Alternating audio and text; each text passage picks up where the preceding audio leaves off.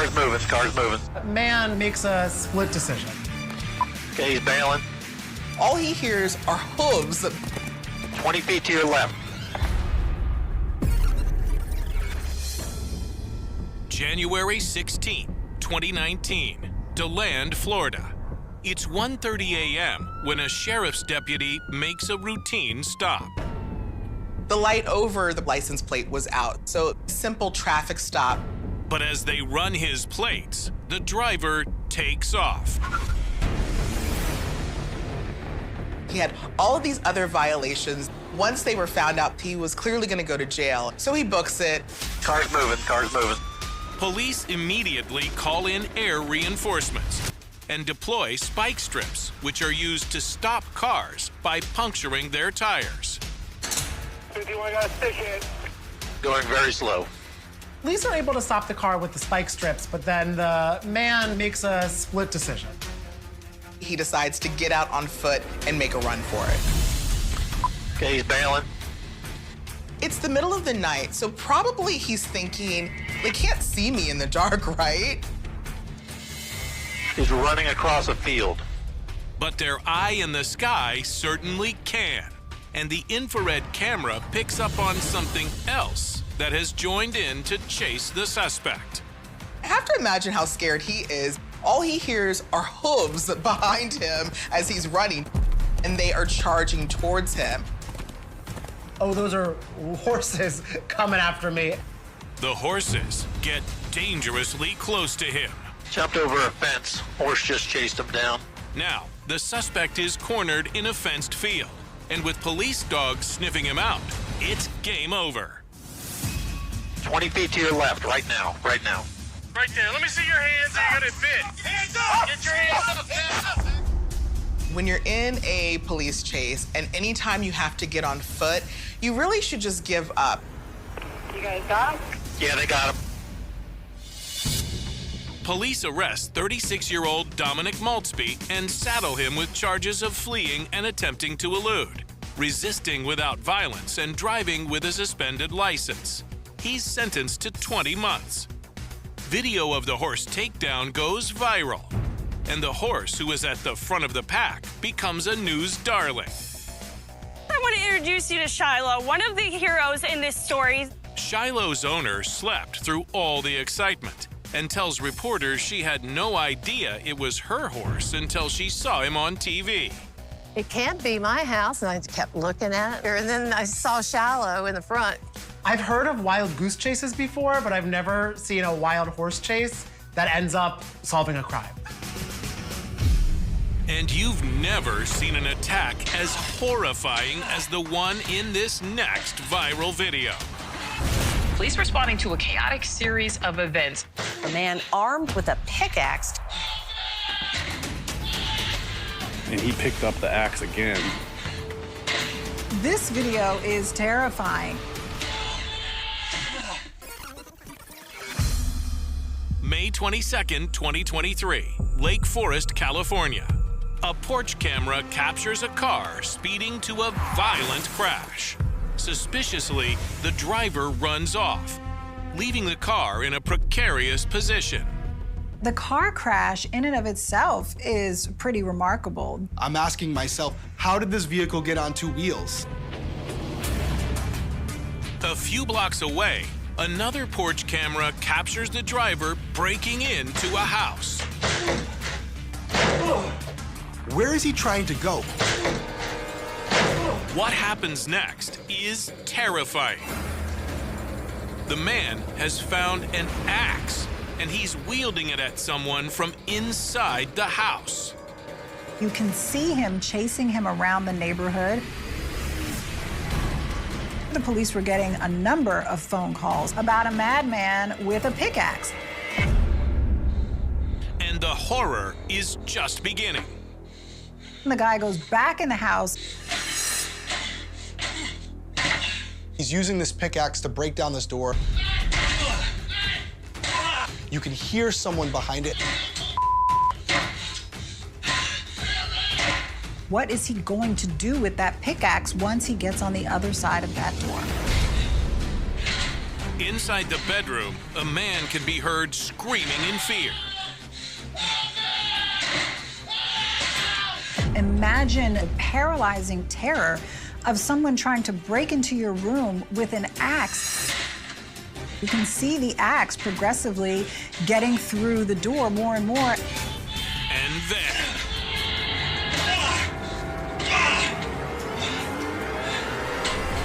He's face to face with a maniac with an axe.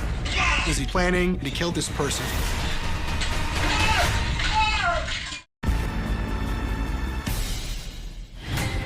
In Lake Forest, California, a maniac with an axe has busted through a bedroom door, terrorizing the person inside. What's wrong, dude? What's wrong? Talk to me. You okay?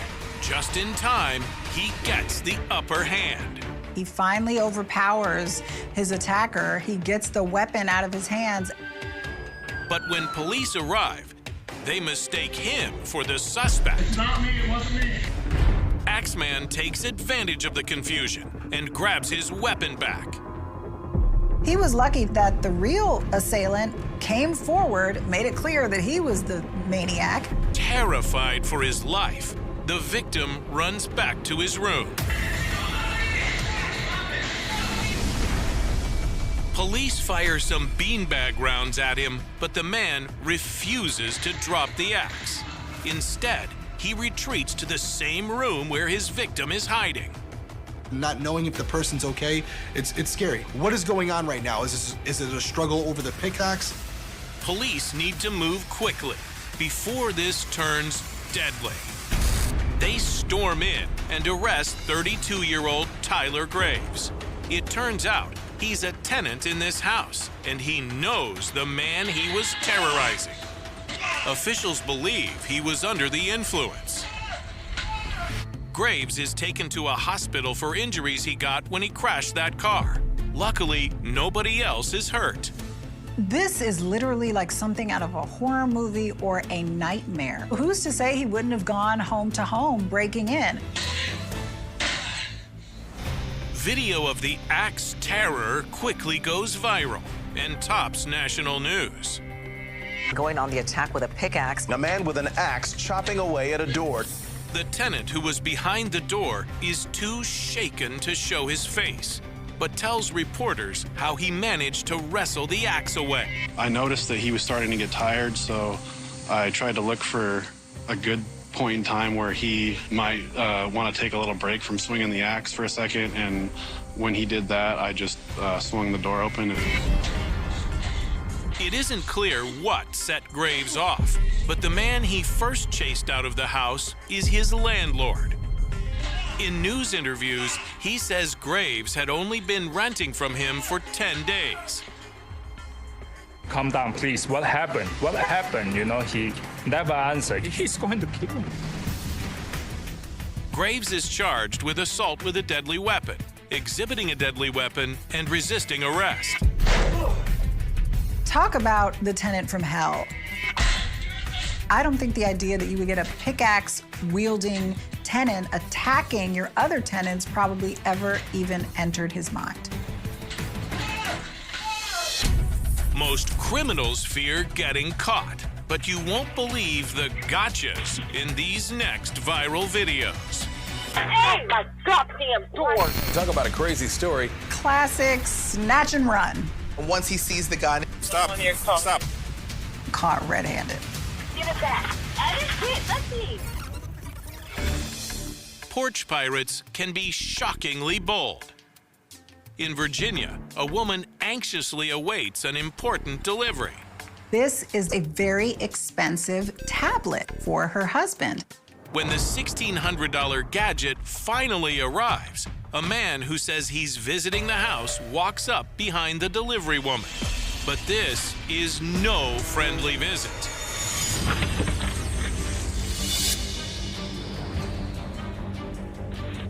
This is your classic snatch and run. The driver is devastated. You want to come in? No, I'm good. I appreciate it. I just wanted to let you know. I can just go. My heart went out to her. That's not something that you ever want to happen to you, especially at work. and video of the brazen theft goes viral. Swiping a package straight from the delivery driver's hands. Her FedEx delivery driver was knocking on her door frantically, but not because she needed a signature. Sorry, I'm shaking. But sometimes it's the pirates who are in for the shock. Stop right there. Oh, stop. In New York, this guy thinks he's found an easy target. I love doorbell cameras because you can see everything. This homeowner sees this guy stealing packages off of his porch. I just saw somebody on my Ring camera steal 2 packages. Camouflage jacket, white hoodie, gray sweatpants, black backpack. Moments later, the jig is up. Excuse me. Hi. Stop right there. Stop. Stop. Stop. The thief here definitely got more than he bargained for because now he's in a foot chase. These cops are in hot pursuit. Out of camera view, he ditches his coat and backpack, so he's harder to recognize. And for a moment, it seems like they've lost him. Then completely out of the blue, he gets tackled. But not by police. Instead, it's a city employee who leaps out of an idling car. This guy sees the police chasing someone and says, I'm gonna step in and help. The footage makes national news, clocking tens of thousands of views. Running into this individual from DPW is like running into a soda machine. It's a bad idea. Caught the guy and there was a tackle. It was like better than an episode of Cops. 27-year-old Francisco Jose Eder Mateo is charged with petty larceny and criminal possession of stolen property. I'm willing to bet he's not going to be stealing any more packages anytime soon. In California, a woman is relaxing at home. She's in bed at 11:30. I love a lady of leisure. She's having a fine time. But then she gets some notifications from her doorbell camera and springs into action. Hey, my goddamn door!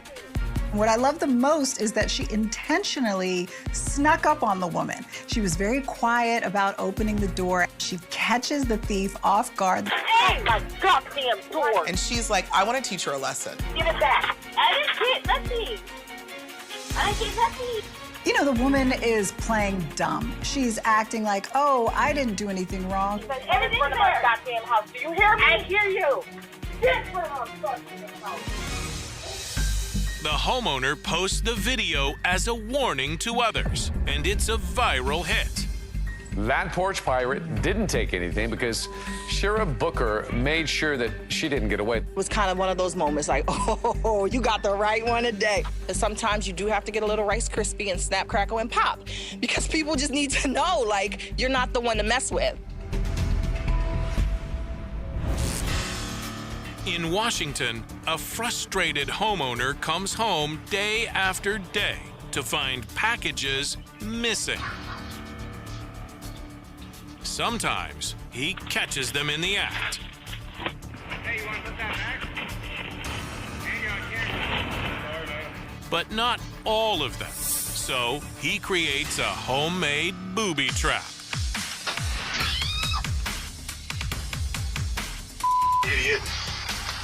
It's a box that looks like a regular package, except inside is a blank shell from a 12-gauge shotgun. So when you touch it, there's a startling noise.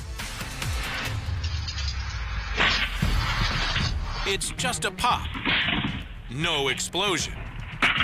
But it sends one pirate after another running for their lives.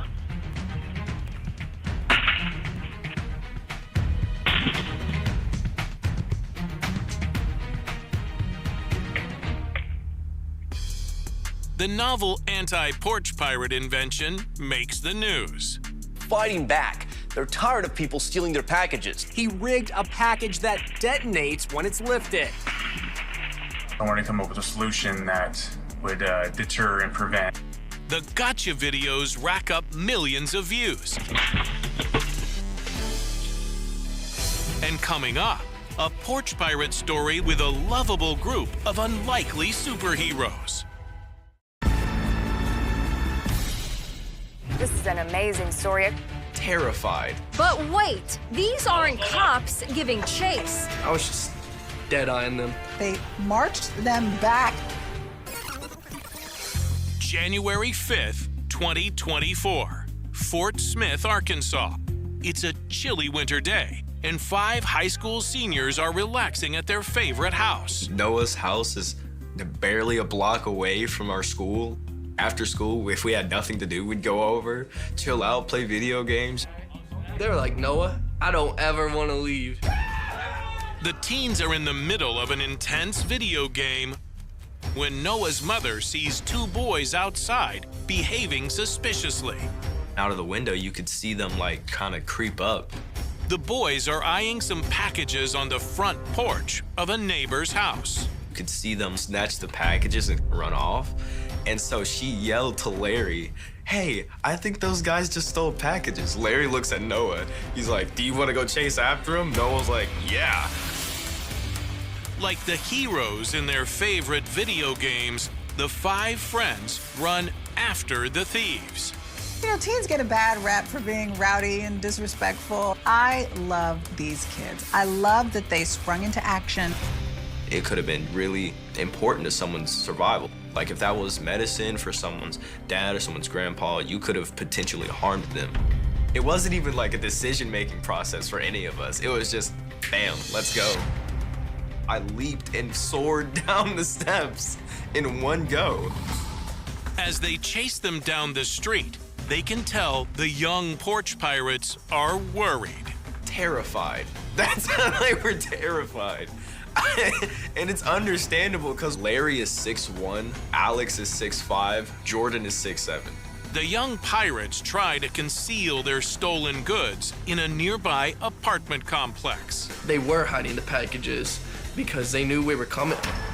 Have these teens now put themselves in danger? We've never been in these apartments, so we don't know who's in there, if they have any kind of weapons, if there's more of them. And then, like, we kind of just encircled them. We all go up to them. It's like, "Hey, man, where the packages at?" And they're like, "I don't know what you're talking about." So Kai just looks behind the apartments. 2 boxes are in the mud. I don't think it's possible for these guys to be any worse at crime. We were just like, "Man, what should we do with these guys?" And you're like, "You know what? Let's make them knock on the door and tell the people what they did." And you have to face whoever you stole from. That is the only way you get out of this. They marched them back to the home with the packages to give them back and apologize. As they walk, they offer the young pirates some advice. We were just explaining to them, like, there's no reason to be stealing from people's porches, especially in this neighborhood. Everyone's gonna have a Ring doorbell camera. You're gonna get caught. When the boys hand over the stolen goods, the homeowner gives them another harsh lecture. He got so angry. I mean, understandably so. But at one point, he was like, "You two, you disgust me. But you guys, I'm proud of you." Even though he's livid, the homeowner sends the young thieves home without getting the police involved. You're just lucky that we're the ones that caught you and it wasn't police, or the guy didn't want to press charges. Noah's mother is so proud, she gives the footage to local media. And the teens' heroics immediately go viral, with 1.5 million views. Wait, these aren't cops giving chase. They're 5 best friends. Tonight, this is an amazing story. A group of Fort Smith teens catching porch pirates red-handed. The teens hope the porch pirates have learned their lesson. I haven't seen them since. I hope they're embarrassed. At the same time, I bet you money that they won't ever do this again.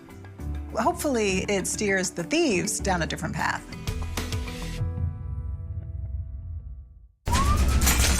This is a really dangerous situation. This is crazy! This is crazy! 2 nights of looting. A bunch of criminal opportunists. Out of control.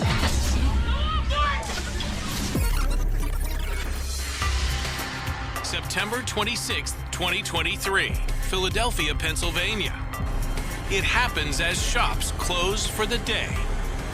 Free iPhones! Free iPhones!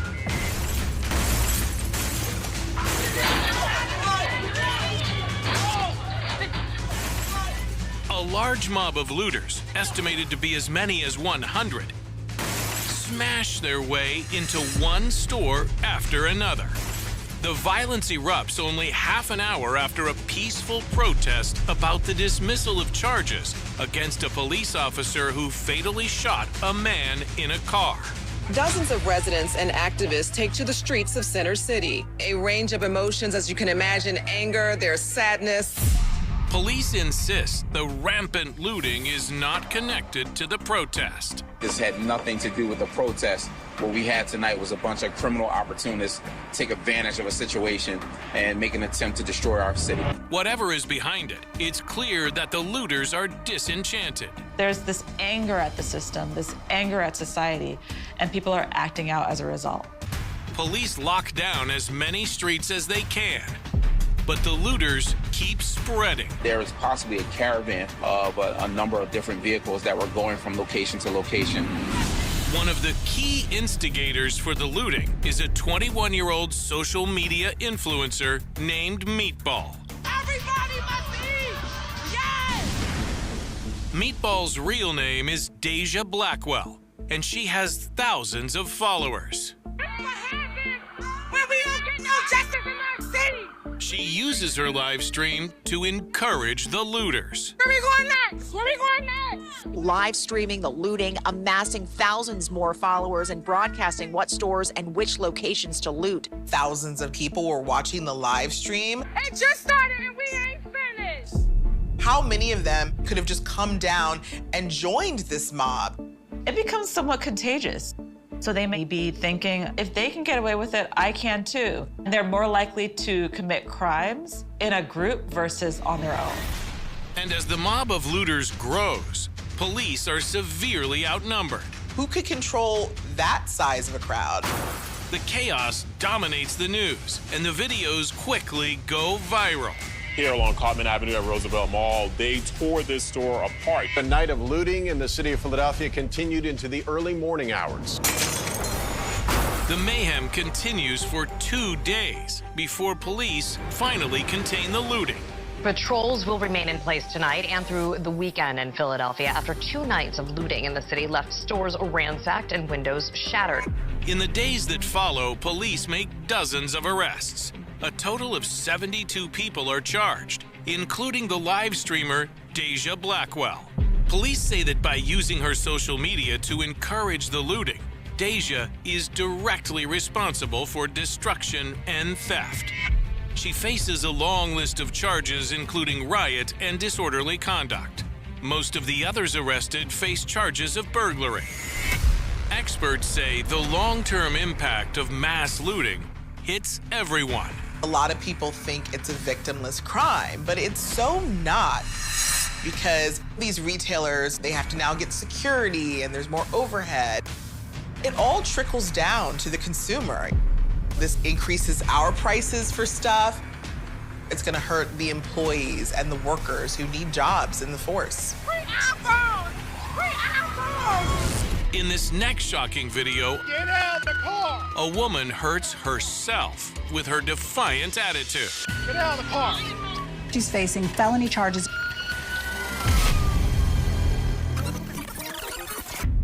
July 16th, 2019, Cashin, Oklahoma.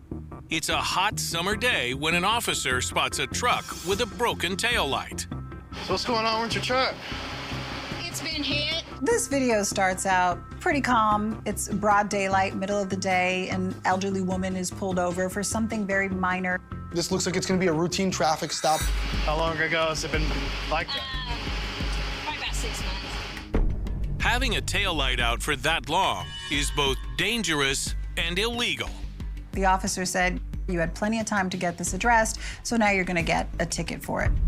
The officer says, hey, all I need you to do is sign this and you'll be on your way. The operator had other ideas. Well, I did issue for a defective equipment. It's $80. You have till September 16th to take care of this. Get you to sign there where the X is. So you don't even give a warning? She gets a little sassy with him. You think that's probably going to be it. But then she takes it much, much, much further. And what she does next, I did not expect. It only gets worse from here.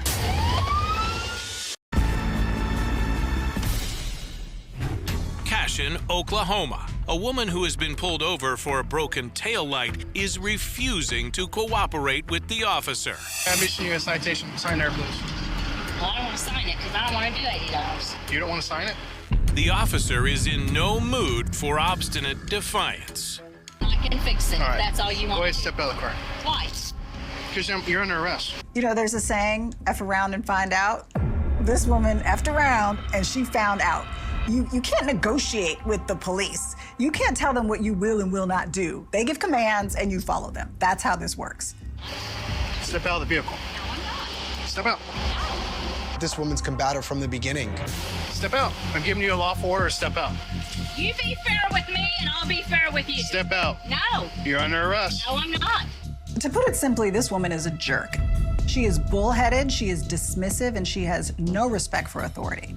I'm placing you under arrest. Step You out. are fully under no damn arrest. Step out. No, I'm not. As someone who has covered crime for a very long time, when I'm seeing this video, in my mind, I'm racking up all the charges. She does not seem to be aware that what she's doing is wrong. She's treating this officer like he's a child that she can just have this argument with. It does not work that way. Under no damn arrest. Step out. No, I'm not. Why is she so confrontational? Why doesn't she want to get out of the vehicle? Could she use the vehicle as a weapon? Does she have a weapon in the car? Before the officer can find out, things spin out of control. Do not take off. Shut up and give me that and I'll sign it. Step out. No. We're beyond that. You want me Step to- out. This whole video is a cop's worst nightmare. 305 dispatch. Got one taken off. Get out of the car! When he finally catches up to her, she still refuses to voluntarily get out of the car. Get out of the car! Get out of the car! So at this point, this is no longer a traffic stop. This woman has multiple charges that she's going to be arrested for. Fleeing the scene, reckless driving. There's a plethora of charges. Get out of the car! Get out of the car!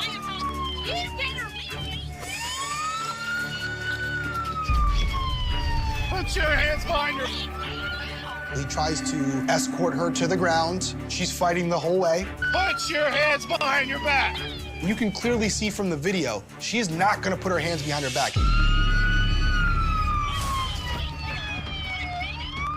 She's kicking him, she's punching him, she's pushing him off. She's refusing to be arrested, which is the definition of resisting arrest. So now, the officer has to resort to more drastic measures. Put your hands behind your back! Lay down and put your hands behind your back. Now! No, you will not. You're gonna get it again. I've been tased. It is painful. I don't wish it on anyone, which is why it's so effective. It's 5 seconds, and once you are tased, most of the time, people will do what you ask of them because they don't want to be tased again. Finally, the woman relents and is taken into custody. 65-year-old Deborah Hamill pleads guilty to resisting an officer, obstruction, eluding, and operating a vehicle with defective equipment. She receives a 4-year deferred sentence and is ordered to pay a small fine. The story makes national news and goes viral, with armchair critics divided over the officer's actions. Half the room's gonna say he shouldn't be using a taser on an elderly woman. Half the room's gonna say she's not complying. It's a discretionary call. Hurt? Yeah, I'm hurt. What hurts? Everything. All right, I got EMS on the way, just hang tight. This officer gets an A++. Can I shut my pickup off? I'll turn it off for you. Come on. He was professional. He did everything right. He even showed compassion and kindness after everything was over and said, "Are you okay?" And, I didn't want to have to hurt you, but you gave me no choice, which she didn't. So why didn't you take off? Because I knew that you would arrest me. I wasn't going to. All you had to do was sign a ticket. You did not have to taser me. You wouldn't comply. You wouldn't get out. And then you tried to kick me. Yeah, I tried to kick you because I'm a country girl. Next time, listen to what I'm telling you to do. When the criminals in this next viral video take off, one lands himself in some seriously unpleasant trouble. No one ever runs on a golf course unless something is wrong. And we just got into a show. November 15th, 2023, Glendale, Wisconsin. Elissa Boland is enjoying a fall day on the links. It was a gorgeous day in November, which is unusual for Wisconsin. What she doesn't know is that on a nearby throughway, trouble is brewing as police chase a stolen car. The vehicle has a group of suspects in it. They come flying down the road.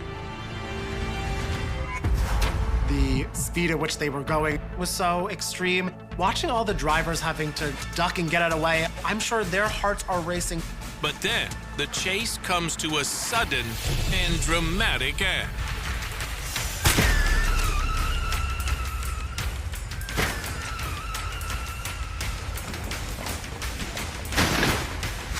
Police try to throw out one of those strips to stop the vehicle.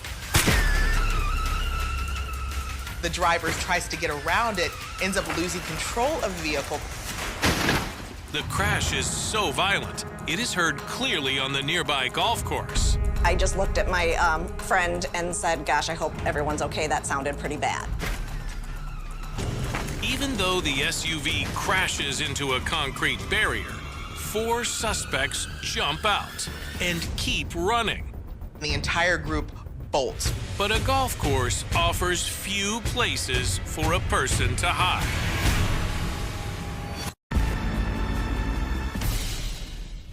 Glendale, Wisconsin. After violently crashing a car they stole, 4 suspects make a run for it. Of course, one of the suspects didn't have the cardio, gets caught right there. Get on the ground! Get on the ground! Get on the ground! Get down! Some of the other suspects head straight for a nearby golf course with police in pursuit. We hear the crash, and within probably 3 minutes, we see the first guy come running across right in front of us. No one ever runs on a golf course unless something is wrong. One suspect actually asks the golfers for advice. He heads towards the river, which is no way to get across it unless you jump in and swim across. He said, help me, where can I go? What do you want us to do? I don't know how we're gonna help you. As police cruisers barrel across the fairway, someone offers an assist. You want to use this car? That'd be awesome. We'll get back. Elissa is recording the wild scene on her phone. A nice, relaxing, beautiful day on the golf course. When things turn comical, one of the suspects is inside this porta potty. He opens it and jumps in, and all of us look at each other like we're in disbelief that he's actually going to hide in the porta potty.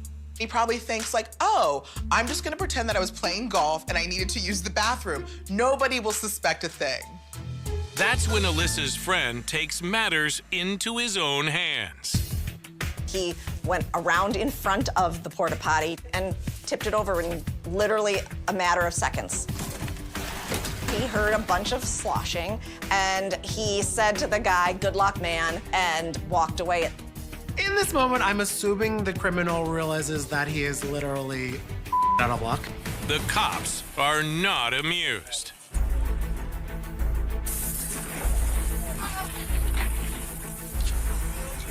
Yeah, you need to get out.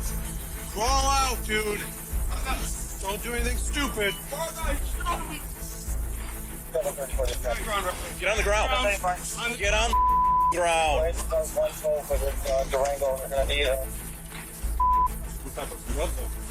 It's me. I commandeered a cart. Stop it. I'm not kidding. You smell like Whew. Thanks. And it means everyone in the patrol car is in for one stinky ride. I don't think there's enough windows or AC you could open and blast to get the smell out of that, and the car seats I'm sure everybody in that vehicle was suffering the entire ride. And we just got into a show. Alyssa doesn't even finish her round before news crews catch wind of the stinky arrest. We were on the 9th hole, and we see a cameraman and a reporter heading towards the porta potty. New video tonight of a chaotic stolen car crash and chase in Glendale. The video quickly goes viral, netting tens of thousands of views. And commenters have a field day making fun of the situation. 2 of the suspects are charged with operating a vehicle without consent and drug possession. 2 others remain at large.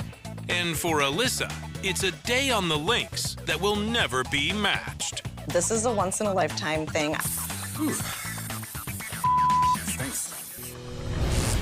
In our next viral video, a brave man makes a move that surprises everybody.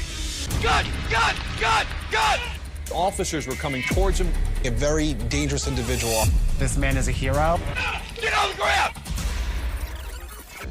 April 3rd, 2018, Columbus, Ohio. There's a suspect running through the parking lot of a local library, and the police are hot on his tail. You learn a lot about yourself and how fast you really are not when you start to chase someone who's running for their life. They're usually running a lot faster. The chase begins a few blocks away, where a group of people are arguing in a car. When police come to check it out, this man takes off, and they suspect he's armed. Drop the gun! Drop the gun! The intense chase goes on for a few minutes until suddenly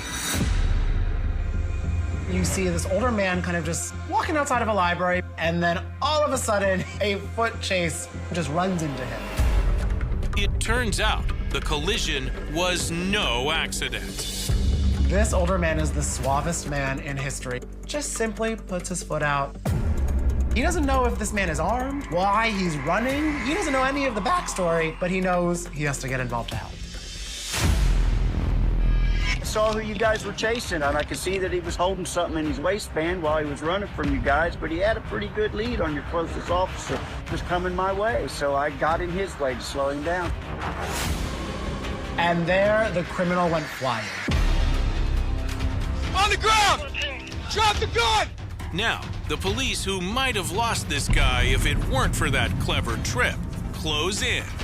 He went one way and the gun went another, and then he went after to try to retrieve the gun as fast as he could, and that's when I ducked out of the way. When police arrest 19-year-old Deshaun Briggs, they discovered that he was indeed armed with a loaded 9mm pistol. You're lucky you dropped that gun, man. Boy, you almost got shot. Let's lock those cuffs. I almost squeezed the trigger, man. I did too. If there's any movement in the direction of that gun, the police officers are well within their right to use lethal force. So by him dropping that gun or losing that gun during the trip, the officer's right. That trip did possibly save his life. Briggs is charged with having a weapon while under disability and sentenced to 2 years. The cane trip makes international news and amasses more than 30 million views. Caught on video, a brave grandpa trips an armed suspect fleeing. People applaud the man they dub Grandpa, but he's actually a 54-year-old veteran. He opts to stay incognito, wearing sunglasses as he asks the media to just call him Bill. I had one opportunity, and I had to make the choice whether or not if I was going to act or if I was going to be a bystander. Still, police make sure that Bill knows his actions aren't something to shrug off. Cannot thank you enough, sir. You are an outstanding community member. Oh, well, thank you. I just felt as a citizen of this town, I had a responsibility to act and to help. Well, Columbus is proud to have you. I think people are supposed to help.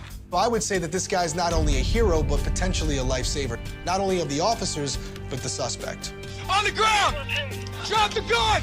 Drop the gun! Even after the courtroom doors closed, the story of Emily Carter refused to settle. Persistent hum of memory and fear that lingered in Clearwater like the sticky Florida heat, wrapping around every street corner, every school bus route, every playground swing left empty too long, and the community felt the weight of decades pressing down, the realization that innocence had been stolen, that evil had walked freely among them for years, and that the ripples of terror stretched far beyond a single arrest. Investigators continued to dig deeper, combing through archives, old police reports, witness statements, and forgotten tips, each piece of information scrutinized with the intensity of someone chasing a shadow, knowing that in a case this long-lived, the smallest overlooked detail could still reveal a hidden truth. The suspect's confession, when it came, was chilling in its calmness, delivered in a monotone that belied the horror behind the words, a narrative of calculated observation, careful manipulation, and patient waiting, the years of evasion described almost clinically, as if emotion had no place in recounting the destruction left in his wake. Forensic psychologists dissected his demeanor, noting the precision with which he masked empathy, the way he internalized his crimes, the frightening normalcy that allowed him to live among neighbors, colleagues, and friends without detection. Each revelation sent shivers through the courtroom and beyond, the community collectively recoiling at the banality of evil, the terrifying realization that monstrous acts could exist behind friendly smiles and polite nods, undetectable until science and persistence intervened. Emily's friends recalled the last time they saw her, fragments of memory now vivid with new context, the way she waved at the bus driver, the laughter exchanged with a classmate, the books she carried clutched tightly to her chest, mundane details now haunted by the awareness of what had been lost. Each memory became a thread connecting the present to the past, a poignant reminder of lives interrupted, the innocence stolen, and the long shadow of fear that had hovered silently over a town that once believed itself immune. Social media and local forums buzzed with recollections, each post a microcosm of collective mourning, curiosity, and relief, the digital landscape mirroring the physical spaces where neighbors once gathered to share whispered concerns about a girl who had disappeared decades ago. Police revisited every lead, tracing old movements, examining forgotten records, and analyzing seemingly trivial connections that, under the microscope of modern forensic science, revealed a web of correlation previously invisible. Witnesses re-interviewed after decades recalled subtle anomalies, cars parked too long, unusual phone calls, unaccounted for hours, that gained sudden significance, their memories sharpening under questioning, each detail adding precision to the image of the suspect's activities, each recollection a piece of a puzzle that had resisted resolution for more than 20 years. Forensic breakthroughs continued to play a crucial role, turning once inconclusive fibers, fingerprints, and DNA samples into indisputable links, proof that the elusive thread of truth could finally be pulled taut, unraveling the mystery that had confounded generations. The town itself remained in a state of cautious reflection. Parents adjusted routines, checking backpacks with meticulous care, tracking buses with an intensity previously unheard of, and holding conversations with children that balanced caution with reassurance. Schools initiated programs emphasizing awareness and communication, workshops teaching vigilance without instilling paralyzing fear, community meetings fostering solidarity, and a shared commitment to ensuring that the darkness that had once claimed Emily could not claim another child. Public safety announcements, neighborhood watches, and informal patrols became fixtures of daily life, a constant reminder of vulnerability intertwined with the resilience and collective responsibility that emerges in the aftermath of tragedy. Media outlets chronicled every development, analyzing both procedural successes and the psychological toll of decades-long investigations. Forensic experts explained how emerging technology, such as advanced DNA sequencing, had transformed the investigation, allowing previously unusable evidence to become a linchpin in the resolution. Legal analysts debated the intricacies of prosecuting decades-old cases, the ethical considerations of memory reliability, and the challenges of balancing public interest with the emotional well-being of victims' families. Each report reinforced the extraordinary nature of the case, capturing both the human and technological dimensions of long-delayed justice. In parallel, investigators explored the suspect's background, uncovering patterns and connections that revealed a chilling consistency, an almost ritualistic approach to manipulation, observation, and predation. Community members were interviewed about behaviors that, in retrospect, hinted at menace, the mundane transformed into indicators of danger once the context of crime was applied. Psychologists and criminologists contributed insights into the cognitive processes that allowed such deception to persist, the combination of patience, normalcy, and subtle manipulation that permitted evasion, and the eventual unmasking of truth through meticulous reconstruction and scientific innovation. Emily's family became central voices in the narrative, recounting years of grief and uncertainty, the toll of unanswered questions, and the psychological weight of a child's absence. Their testimonies underscored the emotional consequences of cold cases, highlighting not only personal loss but also the collective trauma experienced by communities living under the shadow of unresolved crime. Each interview revealed raw emotion, the bittersweet relief of arrest tempered by decades of lost time, missed milestones, and the haunting, what ifs, that never truly fade. As forensic evidence was presented in subsequent hearings, the courtroom became a theater of revelation. DNA, fibers, and other minute traces were articulated with precision, a demonstration of how time could be counteracted by technology and dogged attention. The narrative crafted by investigators became almost cinematic in its unfolding, chronological unraveling of decades of mystery, suspense, and human error, culminating in a confrontation between long-buried truth and the finality of legal accountability. The power of science combined with human persistence illustrated that even the most elusive shadows could be forced into the light, that time itself is no barrier to justice when diligence refuses to waver. Throughout Clearwater, the arrest provoked a spectrum of emotional responses. Some residents expressed relief, a sense that the nightmare had finally been confronted and partially contained. Others wrestled with lingering fear, realizing that the existence of a predator had been hidden in plain sight for decades, challenging assumptions about safety, trust, and perception. Neighborhoods re-evaluated relationships, routine interactions, and the mechanisms by which information about suspicious behavior is reported, collective recalibration of vigilance shaped by lived experience, shared trauma, and newfound clarity. Even as legal proceedings advanced, investigators continued to search for additional evidence, aware that the suspect's reach might extend beyond what was initially uncovered. Cold cases in nearby counties were re-examined, witness statements revisited, and archival evidence analyzed, a testament to the enduring principle that no detail is too small, no lead too old, when lives and justice are at stake. The community remained vigilant, aware that closure is not a singular event but a process, continuous negotiation with the past, a reminder that understanding and safety require both attention and perseverance. By the close of Part 4, the narrative had shifted from decades of uncertainty to a tense, almost palpable present, where the threads of the past were interwoven with modern clarity. The arrest provided a focal point, yet it also cast new shadows, revealing the depth of patience and calculation involved in the crime, and underscoring the persistent human fascination with the interplay of evil, perseverance, and the pursuit of truth. The story of Emily Carter's disappearance and eventual justice had become more than a single case. It was a reflection on memory, time, science, and the capacity of human determination to confront darkness, leaving the community forever altered, the echoes of fear and relief resonating in every corner, every street, every household that had once feared silence but now confronted revelation. The days following the arrest blurred into a relentless cascade of interviews, statements, and media coverage that left the town of Clearwater caught in a whirlwind of attention, scrutiny, and reflection. Streets that had once been ordinary now felt charged, every passerby a reminder of the long shadow cast by the crime, every mailbox and porch light a silent witness to decades of fear and eventual revelation.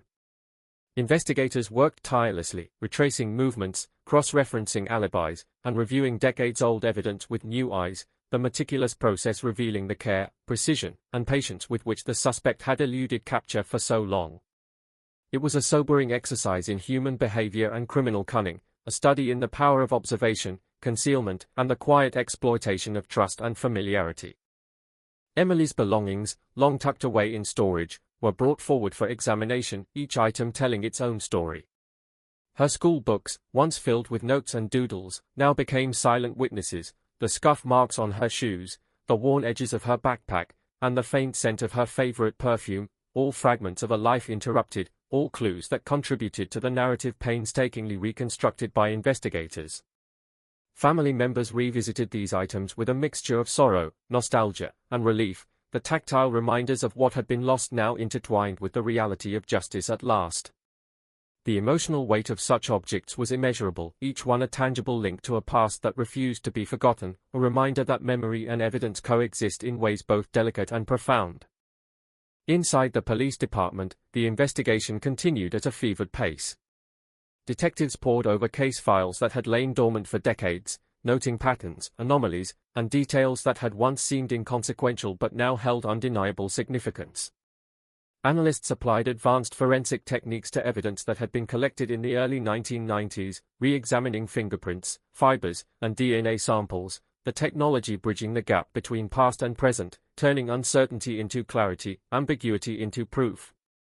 The long-lost evidence that had sparked the arrest was just the beginning. Every subsequent discovery reinforced the meticulousness required to unravel a case that had survived the erosion of time, proving that persistence and innovation can converge to overcome even the most deeply entrenched mysteries. Community response was complex and layered. Relief mingled with lingering fear, gratitude coexisted with anger, and a sense of vulnerability persisted despite the tangible success of law enforcement. Conversations shifted in tone, from casual neighborly chatter to discussions of safety protocols, surveillance, and awareness, a cultural recalibration fueled by the collective trauma of knowing that a predator had existed unnoticed for so long. Schools implemented new programs, parents adopted stricter routines, and neighborhood watch groups flourished, all driven by the understanding that vigilance is both proactive and protective, a shared responsibility emerging from tragedy. The media continued to scrutinize the suspect's life in minute detail. Interviews with former colleagues, acquaintances, and neighbors painted a picture of calculated normalcy, a man whose outward routine masked a chilling inner world. Stories emerged of subtle manipulations, careful planning, and a patient approach to predation that had gone undetected for decades, each account adding depth to the public's understanding of the psychology behind the crime. Criminologists and psychologists weighed in, analyzing behavioral patterns, the interplay of charm and deception, and the terrifying ordinariness of the predator, emphasizing the importance of both scientific rigor and human observation in unraveling such cases. As court proceedings unfolded, the presentation of forensic evidence captivated those in the courtroom and the wider public following the case. DNA analysis, once impossible with the degraded or limited samples from the 1990s, now offered definitive connections between the suspect and the crime scene. Microscopic fibers from Emily's clothing, fingerprints overlooked for decades, and other trace evidence collectively formed a mosaic that was impossible to dispute, a testament to the power of meticulous science and the patience of investigators who refused to accept failure. Each revelation, delivered with calm precision, punctuated the tension that had hung over the case for years, a stark contrast between the chaos of uncertainty and the order imposed by methodical inquiry. Family members and friends of Emily navigated the treacherous waters of grief and relief. The arrest brought a tangible sense of justice, yet it could not restore the years lost, the milestones missed, or the innocence stolen. Therapy and counseling sessions became spaces for processing layered emotions, for reconciling relief with enduring sorrow, and for beginning the slow work of rebuilding trust in a world that had been proven vulnerable.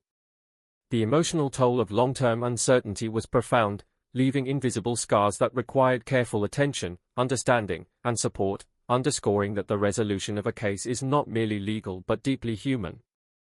Investigators explored the suspect's broader behavioral patterns, considering whether additional crimes might be connected, revisiting cold cases in surrounding counties, and re-examining old leads that had been shelved. The meticulous work highlighted both the limits of past investigative methods and the power of modern forensic techniques to resurrect possibilities once deemed inaccessible. Each old file, each overlooked statement, each dormant piece of evidence was treated as potentially pivotal, a reminder that in cold cases, the passage of time does not diminish relevance, and that closure often requires a relentless pursuit of even the faintest traces of truth. Community memorials and vigils proliferated, becoming both symbolic and practical expressions of collective reflection. Candles flickered in the night, messages of hope and remembrance were shared, and gatherings allowed residents to articulate the complexity of their emotions, grief, relief, fear, and solidarity interwoven in the fabric of communal experience. These rituals reinforced a shared understanding of vulnerability and resilience, transforming trauma into collective vigilance, grief into awareness, and uncertainty into a cautious embrace of security informed by hard-earned lessons. Public discourse extended beyond the immediate community, touching on national debates about cold case investigations, the evolution of forensic science, and the psychological impact of prolonged uncertainty on both families and investigators. Analysts examined the intricate dance between diligence, technological innovation, and human perception, highlighting how the resolution of the Emily Carter case exemplified the intersection of methodical persistence and scientific advancement. Lessons were drawn about the importance of meticulous record-keeping, the critical examination of every clue, and the need for continual re-evaluation of evidence as technology evolves, reinforcing the notion that justice is both a procedural and adaptive endeavor. By the close of Part 5, the narrative had deepened, expanding beyond the arrest to encompass the psychological, social, and procedural dimensions of a case resolved after decades. The threads of fear, persistence, science, and emotion intertwined, painting a portrait of a community forever changed, investigators relentless in their pursuit of truth, and a family navigating the complex interplay of grief and relief. The story of Emily Carter had transformed from a chilling disappearance into a case study of human resilience, forensic triumph, and the enduring struggle to illuminate darkness with truth, leaving both the town and the audience suspended between closure and the lingering echoes of memory and horror. Even as the trial proceeded, the town of Clearwater felt a persistent unease, a residue of fear that refused to dissipate despite the arrest. Streets hummed with tension, neighbors exchanged cautious glances, and the ordinary sounds of suburban life, dogs barking, mail trucks rattling down avenues, children laughing on swings, were now underscored with the weight of memory, reminders of how close danger had once lurked, unseen and patient. Detectives continued to piece together the suspect's past, meticulously reconstructing routines and behaviors, analyzing travel records, employment history, and every reported anomaly from the years surrounding Emily's disappearance. Patterns emerged, small but undeniable, a chilling roadmap of premeditation, patience, and calculated manipulation that highlighted the terrifying normalcy with which the perpetrator had conducted his life, moving unnoticed among neighbors, colleagues, and friends, blending seamlessly into everyday existence while hiding a darkness that would horrify anyone who truly understood its depth. Emily's family navigated an emotional landscape that was at once vindicating and agonizing. Courtrooms provided closure in a procedural sense, but the memories of stolen birthdays, holidays spent in quiet anxiety, and milestones that passed without celebration could never be recovered. Each piece of evidence, each witness testimony, each forensic detail brought relief tempered by grief, a reminder of the void left behind and the relentless passage of time that had amplified their suffering. Friends recalled stories of Emily's vibrancy, her laughter, the small joys she carried into everyday life, now immortalized through memory and media coverage, yet tinged with the haunting awareness that those days had ended abruptly, replaced by decades of uncertainty, speculation, and fear. Investigators delved deeper into the recovered evidence, examining it through the lens of modern technology. Microscopic fibers, previously deemed inconclusive, now matched with near-perfect certainty to materials in the suspect's possession. Hair samples, long stored in suboptimal conditions, yielded DNA sequences that linked definitively to the crime scene. Tiny residues of paint and soil were cross-referenced with locations and times, revealing a timeline meticulously aligned with witness accounts and reconstructed movements. Each breakthrough was a triumph of persistence, science, and the refusal to let the years render justice impossible, a clear message that time can obscure truth but cannot erase it. The courtroom atmosphere was electric. Observers leaned forward as experts testified, explaining with precision how previously forgotten or mishandled evidence had become central to unraveling the decades-old mystery. The narrative unfolded with cinematic intensity, fibers connecting clothing to vehicles, microscopic residues corroborating timelines, DNA matches confirming suspicions long buried. Each revelation was met with gasps, murmurs, and the weight of anticipation, the tension punctuated by the contrast between scientific certainty and the emotional gravity of decades-long trauma. Family members gripped each other's hands tightly, eyes fixed on the proceedings, processing relief, sorrow, and disbelief simultaneously, the human impact of cold case resolution made tangible in every moment. Meanwhile, the media coverage intensified, transforming Clearwater into a focal point for national discussions on the evolution of forensic science and the perseverance required in cold case investigations. Journalists detailed the decades-long journey from disappearance to arrest, chronicling both failures and triumphs, the ebb and flow of hope and despair that defined the community's experience. Social media platforms buzzed with renewed interest, personal anecdotes, memorials, and discussions about safety, vigilance, and the enduring impact of unresolved crime, creating a digital echo of the communal anxieties and relief playing out in the streets and homes of the town. Investigators also revisited cold cases in surrounding counties, considering potential connections, reanalyzing evidence, and reviewing witness statements for overlooked details. Patterns began to emerge, subtle correlations that had been invisible decades ago, now brought into focus by advances in forensic technology and the fresh perspective of a new generation of detectives. The process underscored a haunting truth: the reach of predatory behavior can be vast, its traces scattered and concealed, yet diligent and persistent inquiry can illuminate paths previously thought cold, shedding light on darkness long endured. Emily's schoolmates and community members were drawn back into the story, sharing memories that had lain dormant, their recollections now recontextualized by the revelations of arrest and forensic breakthroughs. The simplest details, a shared joke, a gesture of kindness, the way she carried her books, resonated with new poignancy, juxtaposed against the horror of her disappearance. Community forums and support groups became spaces for processing, remembrance, and collective catharsis, reinforcing the notion that resolution in a legal sense is only part of healing, and that acknowledgement, empathy, and memory are equally vital in confronting long-buried trauma. As forensic analysis continued, the depth of the suspect's concealment became increasingly evident. Meticulous records, careful routines, and an ability to blend into normalcy had allowed him to evade detection for decades, emphasizing the interplay between human ingenuity in deception and the relentless pursuit of truth by investigators. Each revelation provided not only closure but also a cautionary lesson about vigilance, observation, and the potential for darkness to thrive unnoticed in familiar settings. The balance between ordinary life and concealed malice was stark, a reminder of both the fragility of safety and the power of methodical investigation to confront even the most patient of criminals. The town of Clearwater engaged in an ongoing reckoning. Parents adjusted routines, heightened vigilance, and implemented proactive safety measures, while children were educated on awareness without inducing fear. Community meetings emphasized the importance of collective responsibility, open communication, and preparedness, acknowledging that even in seemingly safe neighborhoods, attention to detail and caution could serve as both protection and tribute to past victims. Memorials, vigils, and symbolic gestures persisted, creating spaces for reflection, acknowledgement, and shared grieving, reinforcing the emotional and social dimensions of long-resolved cases.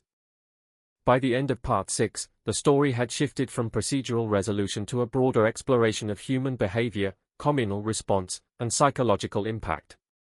The arrest, while monumental, was only one element of a complex narrative encompassing science, persistence, memory, and the enduring consequences of unresolved crime. Clearwater remained forever changed, its streets imbued with both the echoes of trauma and the lessons of perseverance, a community standing witness to the interplay between time, justice, and the human capacity to endure, remember, and confront the darkness long obscured. Even with the trial underway, Clearwater seemed suspended in a tense limbo, as if the town itself held its breath, the memory of Emily Carter's disappearance lingering like a shadow over every street, every park, every quiet corner where children once played freely. Conversations among neighbors, once mundane, now carried a weight of vigilance, a subtle tension in tone and gaze, a shared awareness that the ordinary had been infiltrated by the extraordinary, and that the past had a persistent presence that refused to be ignored. Detectives continued to piece together the timeline with painstaking precision, analyzing phone records, employment histories, and the minutiae of daily routines to map a portrait of a predator who had moved undetected for decades, each thread revealing the calculated patience and cunning that had made him invisible in plain sight. Emily's personal effects, long stored and largely forgotten, were now revisited with a dual sense of reverence and necessity. Her backpack, schoolbooks, and clothing became both tangible memories and forensic tools, each fiber, smudge, and scuff meticulously catalogued, examined, and cross-referenced with modern technology. Family members hovered over these items, balancing grief with relief, sorrow with hope, understanding that the physical remnants of Emily's life were now integral to telling her story fully, to constructing a narrative that bridged the decades of absence and the sudden clarity brought by evidence and arrest. These objects, once ordinary, now carried extraordinary significance, silent witnesses to the events that had scarred both a life and a community. Court proceedings unfolded with relentless intensity. Forensic experts presented evidence with meticulous care, translating complex scientific analysis into narratives that the court could grasp, a process that felt almost cinematic in its unfolding. DNA results linked the suspect definitively to the crime, microscopic fibers corroborated witness statements, and residues previously overlooked became keys to unlocking the full chronology of events. Each revelation was punctuated by palpable tension, the courtroom electric with anticipation, every observer acutely aware that decades of mystery were being resolved with precision and clarity, the narrative of horror and patience converging in a moment of undeniable truth. Outside the courtroom, the community grappled with the emotional aftermath. Relief was tempered by lingering fear, gratitude mingled with anger, and the awareness of vulnerability remained, quiet tension threading through homes, workplaces, and schools. Parents became increasingly vigilant, adjusting routines, monitoring children more closely, and initiating conversations about awareness and personal safety, blending education with caution, vigilance with reassurance. Neighborhoods organized watch programs, community forums flourished, and public discussions emphasized that closure in legal terms is only part of the broader recovery from trauma, a trauma that affects memory, perception, and communal trust. The media coverage amplified both fascination and reflection. Headlines blared with dramatic emphasis: Florida cold case confronted after 24 years, decades of mystery end in arrest, predator unmasked in Clearwater, each article capturing the tension, the horror, and the triumph of methodical investigation. Analysts explored procedural evolution, the power of forensic innovation, and the intricate dance between persistence, observation, and technology that had finally pierced the shroud of uncertainty. Social media discussions mirrored this narrative, blending grief, speculation, commemoration, and analysis into a digital tapestry that extended the emotional and psychological resonance of the case far beyond the physical boundaries of the town. As investigators delved deeper into the suspect's history, unsettling patterns began to surface. Connections to other unresolved disappearances and suspicious events were meticulously examined, the previously isolated case now reframed as a possible element in a broader pattern of predation. Archival records were revisited, witness statements re-examined, and subtle clues that had been dismissed decades ago were reconsidered in light of new insights and forensic technology. Each detail, no matter how trivial, was treated with renewed seriousness, a reminder that in cold cases, the passage of time cannot erase relevance, and that a single overlooked thread can unravel years of ambiguity and fear. The psychological impact on Emily's family remained profound. Years of uncertainty, fear, and loss had carved deep emotional scars, and the arrest, while a form of justice, could not erase the trauma. Counseling, therapy, and support groups became essential spaces for processing complex emotions, navigating the paradox of relief and grief, and rebuilding trust in a world that had once felt dangerously unreliable. The human dimension of the case, its emotional, social, and psychological consequences, emerged as equally critical to understanding the resolution, emphasizing that closure is not merely a legal construct but a multifaceted process of healing, acknowledgement, and resilience. Investigators and psychologists alike emphasized the interplay of human observation and scientific innovation in solving the case. The suspect's meticulous routines, deceptive normalcy, and calculated patience highlighted the challenges of detecting hidden malevolence, while forensic breakthroughs demonstrated the power of persistence, attention to detail, and technological advancement. The narrative became a study in contrasts: ordinary life versus concealed malice, hope versus despair, the slow accumulation of evidence versus the immediacy of revelation, and the inexorable passage of time versus the relentless pursuit of justice. Community memorials continued, blending symbolic remembrance with practical lessons in safety and vigilance. Candles flickered in front yards, small gatherings allowed for shared stories and collective processing, and schools and organizations implemented programs emphasizing awareness without instilling paralyzing fear. These rituals reinforced the interwoven nature of trauma and resilience, illustrating how communities adapt, remember, and prepare, turning collective grief into proactive vigilance and shared determination to prevent future tragedies. By the conclusion of Part 7, the narrative had deepened into an intricate portrait of human experience, communal response, and the complex interplay of justice, memory, and science. The arrest, while monumental, was just one element of a continuum extending from fear and uncertainty to revelation and reflection. Clearwater stood transformed, its streets imbued with both lingering shadows and the lessons of perseverance, its residents forever aware that darkness can exist unseen, yet can be confronted through diligence, collaboration, and relentless pursuit of truth. The story of Emily Carter had become a study not only of crime but of human endurance, the power of memory, and the enduring capacity of communities to confront and survive the shadows of their past. Even as the courtroom proceedings edged toward their climax, Clearwater remained steeped in an uneasy tension, the weight of past terror and present revelation pressing on every street corner. The air was thick with whispers, glances, and the quiet hum of speculation. Neighbors watched one another with a heightened awareness, their eyes tracing patterns that might otherwise have gone unnoticed, as if the town itself had been rewired by decades of fear finally confronted. Investigators labored relentlessly, piecing together a web of movements, encounters, and behaviors that, when viewed in isolation, seemed innocuous, yet when woven together revealed a chilling narrative of calculated patience and methodical concealment. Every detail mattered: a bus schedule, a grocery store trip, a casual nod exchanged in a hallway, ordinary actions rendered sinister in hindsight, now forming a tapestry that exposed the depths of premeditation. Emily's family moved through a maelstrom of emotion, their grief intertwined with relief and a cautious sense of closure.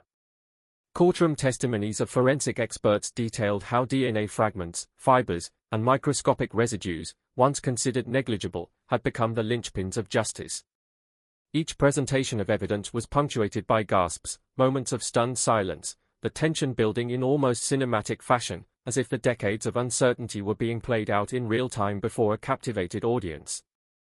The ordinary details of Emily's life, the scuff on her shoes, the folds of her backpack, the traces of her daily routines, now carried extraordinary weight, every object a fragment of truth that had silently waited decades to be heard.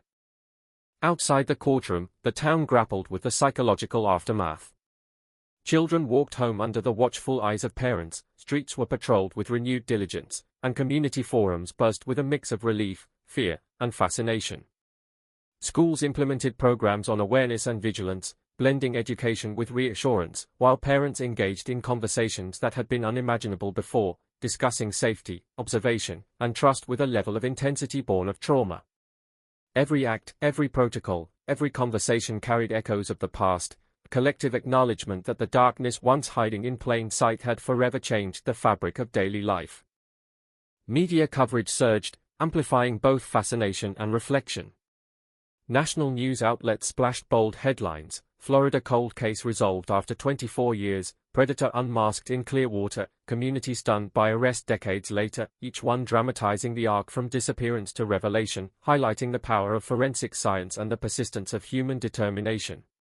Social media forums and comment sections exploded with speculation, shared memories, and tribute, creating a digital memorial that mirrored the physical one, blending grief, awe, and communal catharsis.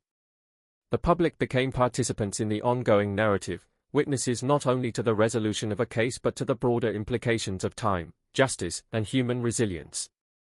Investigators meticulously re-examined cold cases in surrounding areas, considering possible connections, revisiting witness statements, and scrutinizing archival evidence with the precision demanded by decades-old uncertainty. Patterns emerged, subtle correlations that had gone unnoticed in the past, each one a potential key to unlocking additional truths. The work was painstaking and often disheartening, yet each new insight reinforced the principle that persistence, diligence, and technological advancement could pierce the veil of time, exposing realities that had remained dormant for decades. Emily's schoolmates and friends shared stories long buried in memory, their recollections gaining weight and clarity when viewed in the light of revelation. Moments once considered trivial, a joke, a gesture of kindness, a shared laugh, now took on haunting significance, underscoring the abrupt interruption of ordinary life by unimaginable violence. Community support groups and digital forums became spaces for processing, sharing, and commemorating, emphasizing that the resolution of a cold case is as much about emotional reconciliation as legal accountability. Closure, it became clear, is a multifaceted construct, blending justice, remembrance, and the slow work of psychological healing. The suspect's background revealed an unsettling normalcy, the chilling contrast between outwardly ordinary life and concealed malevolence. Neighbors, colleagues, and acquaintances recounted minor oddities, inconspicuous behaviors, and fleeting inconsistencies that, in isolation, seemed innocuous, yet collectively painted a picture of deliberate evasion and manipulation. Psychologists and criminologists analyzed the interplay between charm, routine, and deception, demonstrating how careful observation and calculated patience can allow malevolence to thrive undetected, a reminder that vigilance, documentation, and scientific scrutiny are indispensable in uncovering truth. Memorials persisted across the town, small yet deeply symbolic, blending mourning with communal awareness. Candles flickered in driveways, gatherings of neighbors provided space for shared grief, and schools implemented educational programs emphasizing safety and observation. These rituals underscored the dual nature of recovery, honoring the past while equipping communities for the future, transforming collective trauma into actionable vigilance and reinforcing the lessons of the past without succumbing to paralyzing fear. As forensic revelations continued, the depth of the suspect's concealment became starkly apparent. Meticulous routines, the cultivation of trust, and a lifetime of ordinary appearances had allowed him to evade scrutiny for decades. Each new piece of evidence illuminated the intricate balance between human perception and scientific certainty, demonstrating that even the most patient deception can ultimately be unraveled through diligence, innovation, and unwavering attention to detail. The narrative became both a cautionary tale and a testament to the persistence of justice, emphasizing that no crime, however well hidden or temporally distant, is beyond the reach of truth. By the close of Part 8, the story had expanded into a layered exploration of human behavior, communal response, forensic innovation, and psychological impact. The arrest, while monumental, represented only one point in a continuum of resolution, reflection, and emotional processing. Clearwater stood transformed, its streets and neighborhoods forever marked by both shadows of past trauma and the illumination of determined inquiry. The town's collective memory, shaped by fear, grief, and resilience, bore witness to the interplay of darkness and light, loss and perseverance, uncertainty and revelation, leaving the community and its observers suspended between closure and the haunting echoes of memory that would never fully fade. As the courtroom lights glared down on the proceedings, Clearwater felt suspended in a moment of collective reckoning, the past and present colliding with relentless intensity. The air outside was heavy with anticipation, neighbors murmuring in clusters, every street corner charged with memory, every familiar face a reminder that the ordinary had been infiltrated by decades of hidden malevolence. Investigators revisited the suspect's meticulous routines, tracking hours, locations, and interactions that, when considered collectively, revealed a life designed for concealment and control. Subtle deviations, a late-night errand, an unexplained absence, a seemingly trivial comment, now read as deliberate, orchestrated moves in a pattern of predation that had eluded detection for decades.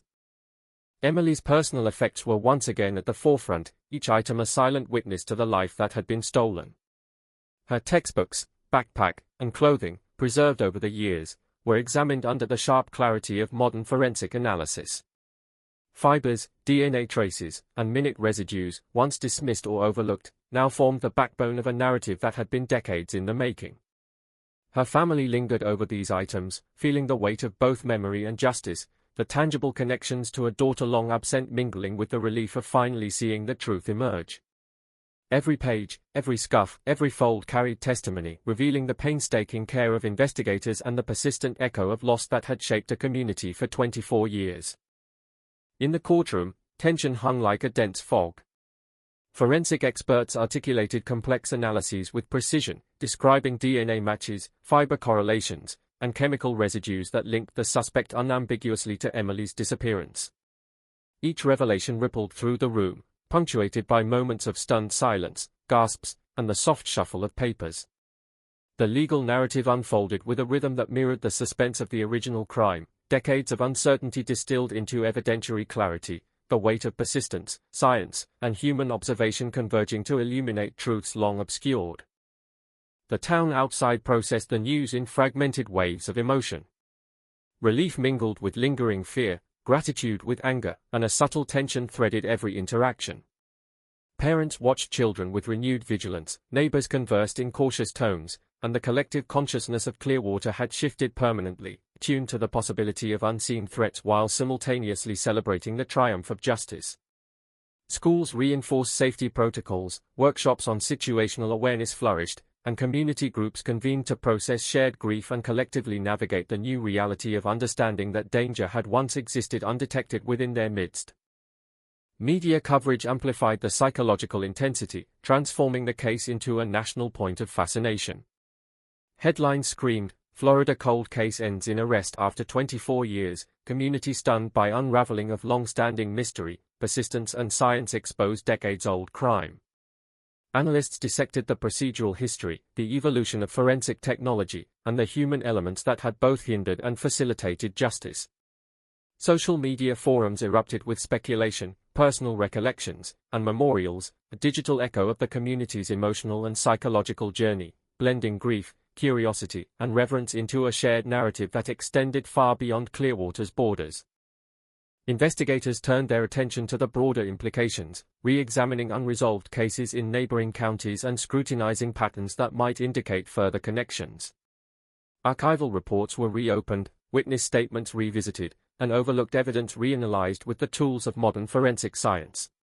Even the smallest anomaly, a fleeting recollection, a mismatched timeline, a misplaced item, was treated with renewed significance, a reminder that in cold cases, time cannot diminish the relevance of truth, and that diligence and technological innovation can illuminate even the darkest corners of human behavior.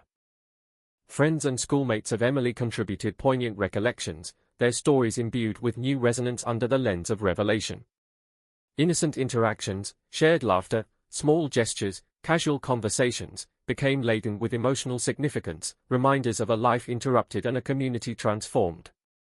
Support groups and memorial forums became spaces for emotional processing, bridging grief with understanding, collective mourning with lessons in vigilance.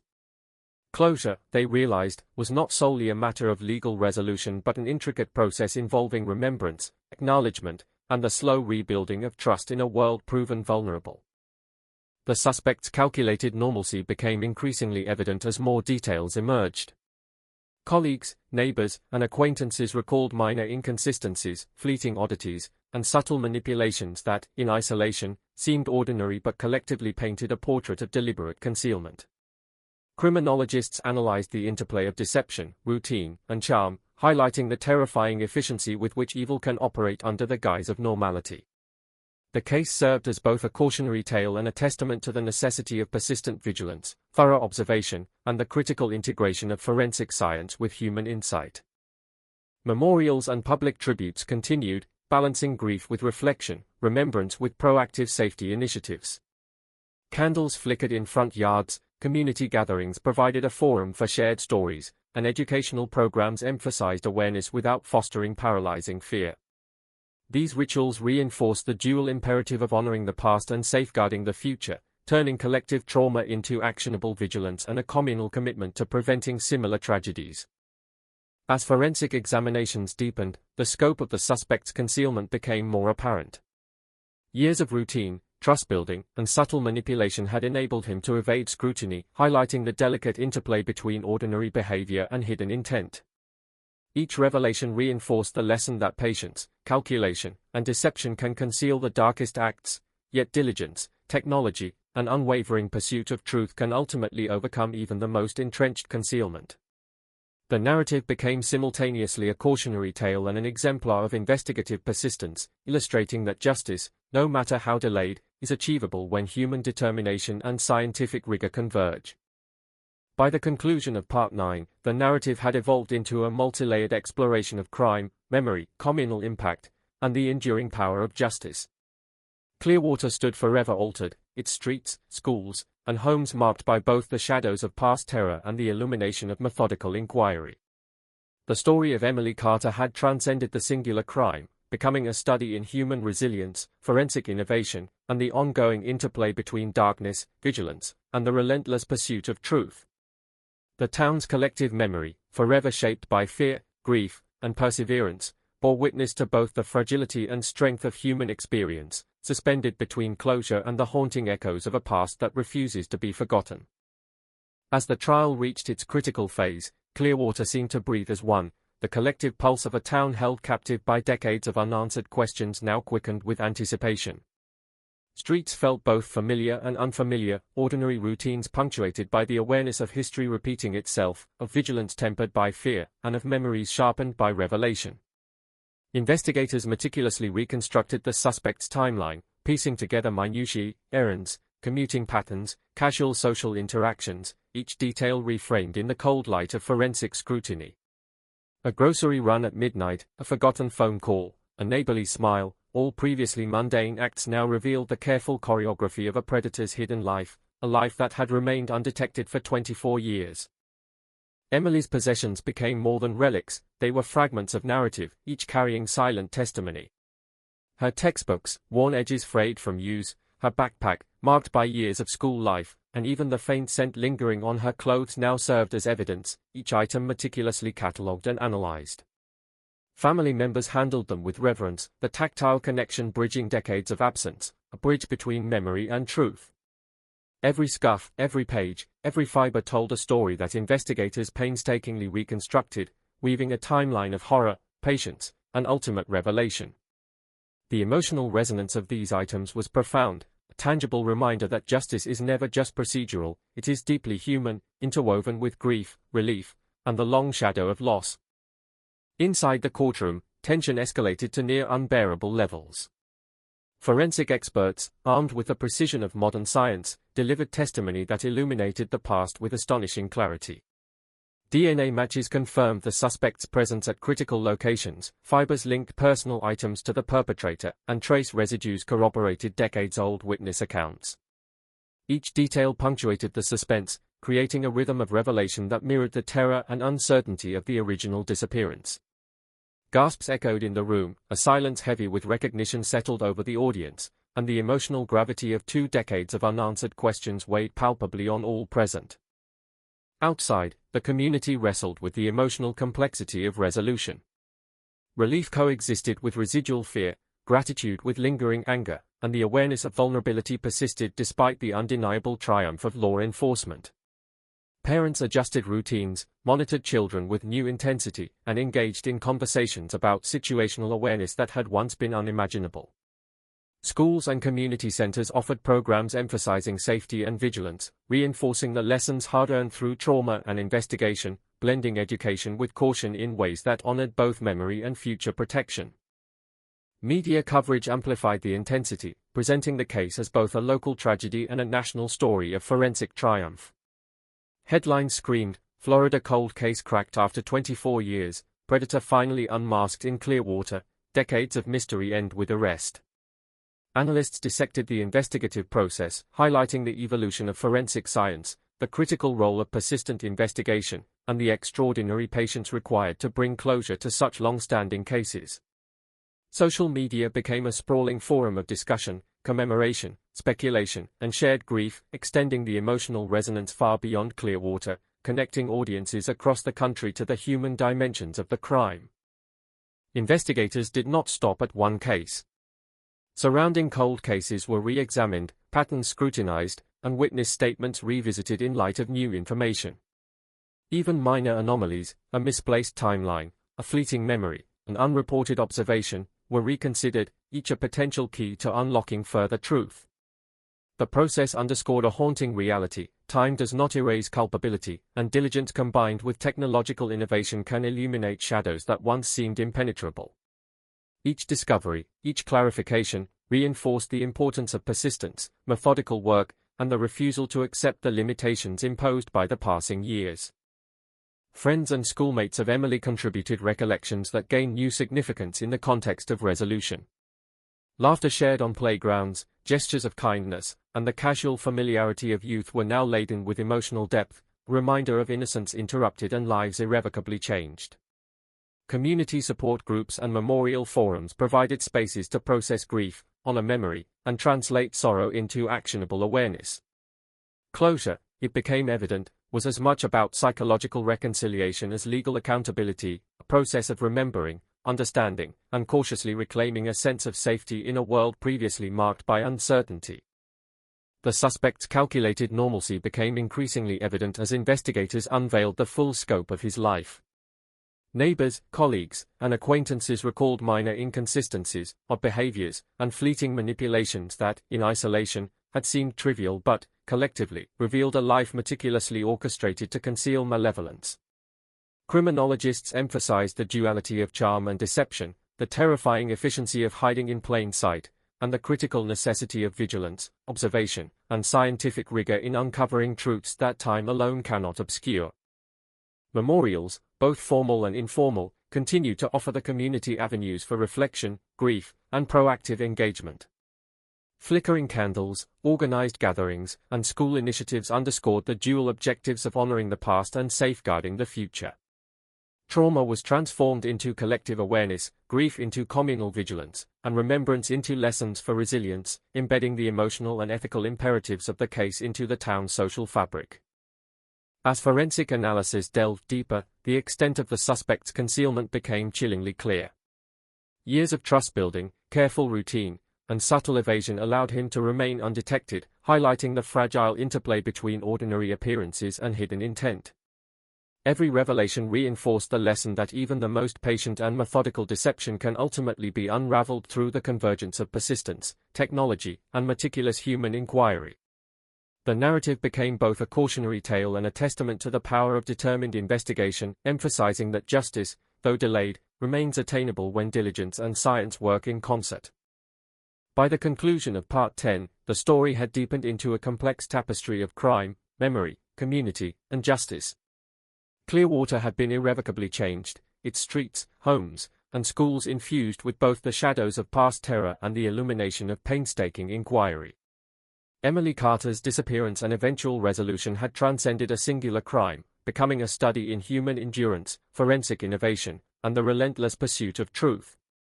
The community's collective consciousness bore witness to the delicate balance between darkness and light, loss and resilience, uncertainty and revelation, leaving an indelible impression that would linger long after the trial concluded.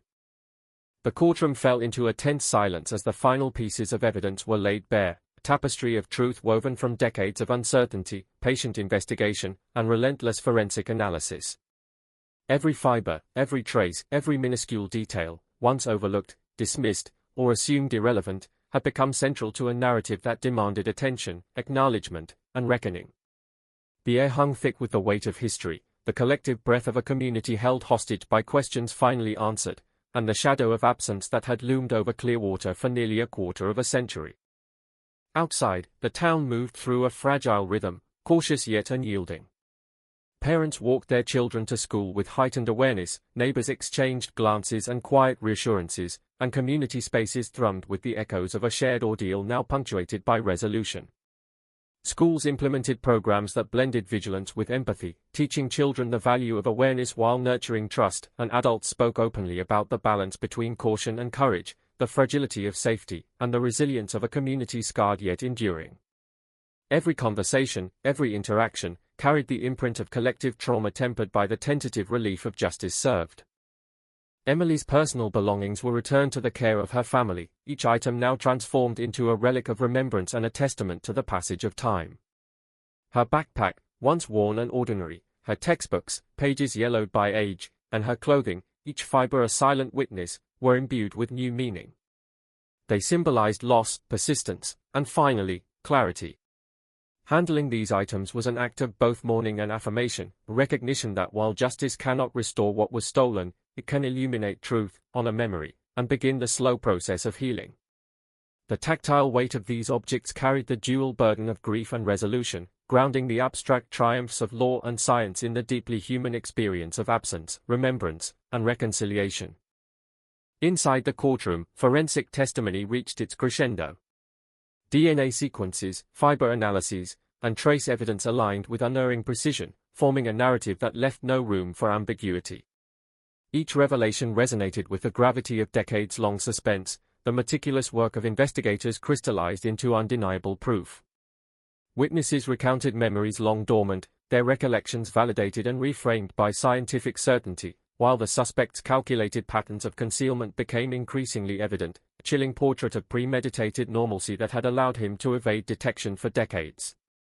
The tension in the room was palpable, a mixture of awe, relief, and lingering disbelief that such methodical evil had finally been revealed. Community memorials and vigils became more than symbolic gestures, they were acts of collective resilience. Candles flickered in driveways, small gatherings allowed for the shared articulation of grief and remembrance, and public forums emphasized vigilance, preparedness, and communal solidarity. Trauma was transformed into awareness, grief into action, and remembrance into both ethical and practical lessons for the town's future. Clearwater was no longer just a backdrop to a long unsolved crime, it had become a living testament to endurance, reflection, and the human capacity to confront darkness while preserving hope. Investigators revisited neighboring cold cases, considering connections, patterns, and subtle anomalies that had previously gone unexamined. Archival evidence was reanalyzed, witness statements revisited, and overlooked details were treated with renewed seriousness. The process reinforced a powerful truth: Time cannot erase culpability, and persistence, combined with innovation and human insight, can illuminate even the most obscure corners of human behavior. Each breakthrough validated the decades-long effort, underscoring the convergence of technology, observation, and unwavering determination in the pursuit of justice. Friends, classmates, and neighbors shared memories of Emily that had long been buried in the quiet recesses of memory. Innocent interactions, laughter, small gestures of kindness, shared secrets, were now illuminated by the context of loss, carrying an emotional weight amplified by decades of absence. Community support groups and memorial forums provided spaces for processing these recollections, transforming grief into shared understanding, fostering resilience, and reinforcing that closure is as much about collective memory and emotional reconciliation as it is about legal accountability. The suspect's outward normalcy stood in stark contrast to the depth of hidden malevolence. Accounts from colleagues, neighbors, and acquaintances painted a picture of a life meticulously crafted to conceal intent, a chilling example of the duality between surface-level ordinariness and concealed danger. Criminologists emphasized the critical lesson of observation, the subtle interplay of deception and routine, and the necessity of integrating forensic science with human judgment. The narrative became both a cautionary tale and a validation of relentless investigative pursuit, underscoring that vigilance, patience, and analytical rigor are indispensable in uncovering truth. Memorials, educational programs, and community initiatives emphasized proactive engagement, blending reflection with practical safety measures. Candles, gatherings, and workshops symbolized both remembrance and preparation, honoring Emily's memory while instilling resilience and awareness. Trauma was converted into vigilance, grief into community action, and remembrance into lessons for both present and future generations. The town's social fabric had been altered, infused with both the scars of the past and the illumination provided by resolution and enduring inquiry. Forensic revelations underscored the meticulousness of concealment, highlighting years of routine, careful trust-building, and subtle manipulation that allowed the suspect to evade detection for decades. Each scientific breakthrough reinforced the principle that time, while complicating investigation, cannot prevent the convergence of diligence, observation, and technological advancement from uncovering truth. The case became both a cautionary tale and a demonstration of perseverance, a study in the patience of investigators and the unyielding drive to illuminate darkness long obscured. By the conclusion of Part 11, the narrative had reached a profound emotional and investigative apex. Clearwater had been irrevocably altered, its streets, schools, and homes carrying the indelible marks of trauma, memory, and resolution. Emily Carter's disappearance and eventual resolution transcended the boundaries of a single crime, becoming a study in human endurance, scientific innovation, and the relentless pursuit of truth. The town's collective consciousness, forever shaped by fear, grief, and perseverance, bore witness to the delicate balance between darkness and light, loss and resilience, uncertainty and revelation. The story concluded not in neat closure, but in the haunting, resonant echoes of memory, vigilance, and the enduring human capacity to confront shadows while striving for justice. It was just past midnight when the call came in, a local dispatcher's voice trembling as it relayed the unthinkable: a teenage girl gone missing from her quiet suburban street in Clearwater, Florida. The kind of neighborhood where everyone knew everyone, where doors were left unlocked, and the most daring crime until that night had been a stolen bicycle or a prank gone wrong. But this was different, this was terrifying, and it spread through the town like wildfire, a cold shiver settling over homes that had never imagined such darkness lurking so close. Police arrived within minutes, lights flashing, tires crunching over the gravel driveways. But by the time they reached the house on 14th Avenue, all they found were signs of struggle: a knocked-over lamp, a half-open bedroom window, and the echo of silence that screamed more than words ever could. Neighbors peeking through curtains, faces pale, whispers ricocheting down quiet streets, questions forming in the air like storm clouds. Where was she? And who could do this in their peaceful town? The girl, 14-year-old Emily Carter, had vanished without a trace, her diary left on the dresser, a single hair clip on the carpet, a scent of her favorite perfume lingering faintly in the air, almost like a taunt from someone who knew exactly the fear they were planting.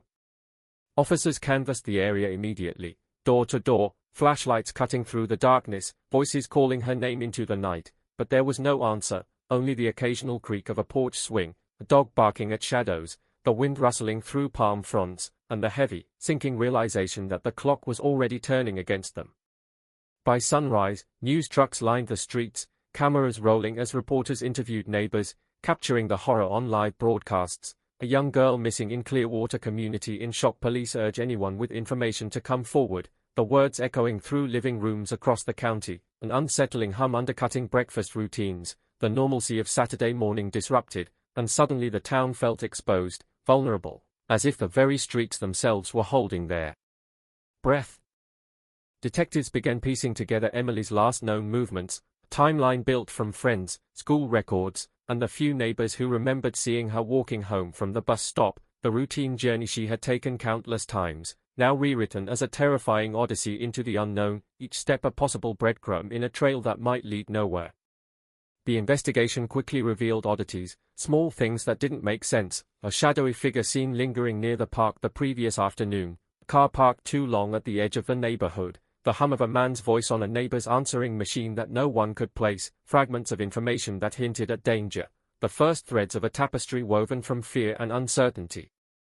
Evidence was scant, but every detail was catalogued meticulously, fingerprints swabbed, footprints photographed, even the tiniest scraps of fabric stored in plastic bags like precious clues, each one a silent witness to the crime that had shaken the town. Community volunteers joined the search, flashlights in hand, calling her name through thickets and along canals, the murky waters reflecting beams of light in uneasy patterns, shadows moving like specters in the Florida dusk, and every rustle of leaves or sudden splash heightened the tension, hearts hammering in sync with every footstep, the night stretching endlessly as if the darkness itself was conspiring to swallow the girl whole. Days turned into weeks, and the case began to chill in the minds of the public and police alike. Emily's photograph appeared on milk cartons, posters taped to telephone poles, faces of strangers staring back from grocery store walls, each image a reminder of innocence lost and questions unanswered. The detectives interrogated dozens of potential leads, from known offenders in the area to strangers who had passed through the town, but every path seemed to hit a dead end, every alibi airtight, every confession empty or unreliable, leaving only frustration and a gnawing sense of dread. The local press ran headlines that screamed the community's disbelief. Another cold case haunts Clearwater, parents on edge as mystery deepens, police stumped, no leads in teen's disappearance, the words blaring in bold typeface, feeding the fear and speculation, every article a drumbeat in the relentless march of uncertainty. Friends of Emily described her as bright, bubbly, a girl with plans and dreams, a smile that lit up rooms, and their grief became a communal one, a shared horror that rippled through classrooms, playgrounds, and living rooms, the ordinary routines of life forever tainted by the shadow of her absence. Months later, a break appeared in the form of a witness who came forward quietly, a man who had noticed a suspicious van parked near the school at unusual hours, the memory tucked away until something compelled him to speak, a detail that would have seemed insignificant to some but became pivotal, a clue that set investigators back on track after the trail had gone cold for so long. Forensic teams revisited old evidence with renewed determination, testing every sample with the latest technology, fibers, hair, and paint scrapes analyzed under powerful microscopes, hoping to find a match that could finally connect the dots. The pressure mounted, the case file grew thicker, more complex, a labyrinth of dates, names, observations, and dead ends, each page turned with both hope and despair, each discovery a tantalizing tease that the answer might be just within reach, yet always slipping through the fingers of those who sought it. The community, meanwhile, oscillated between vigilance and resignation. Parents held their children closer, school bus routes were scrutinized, windows were locked even in the heat of summer, and every stranger walking down the street drew a wary glance, a silent question, a collective memory of the night Emily disappeared, the night that refused to fade from consciousness.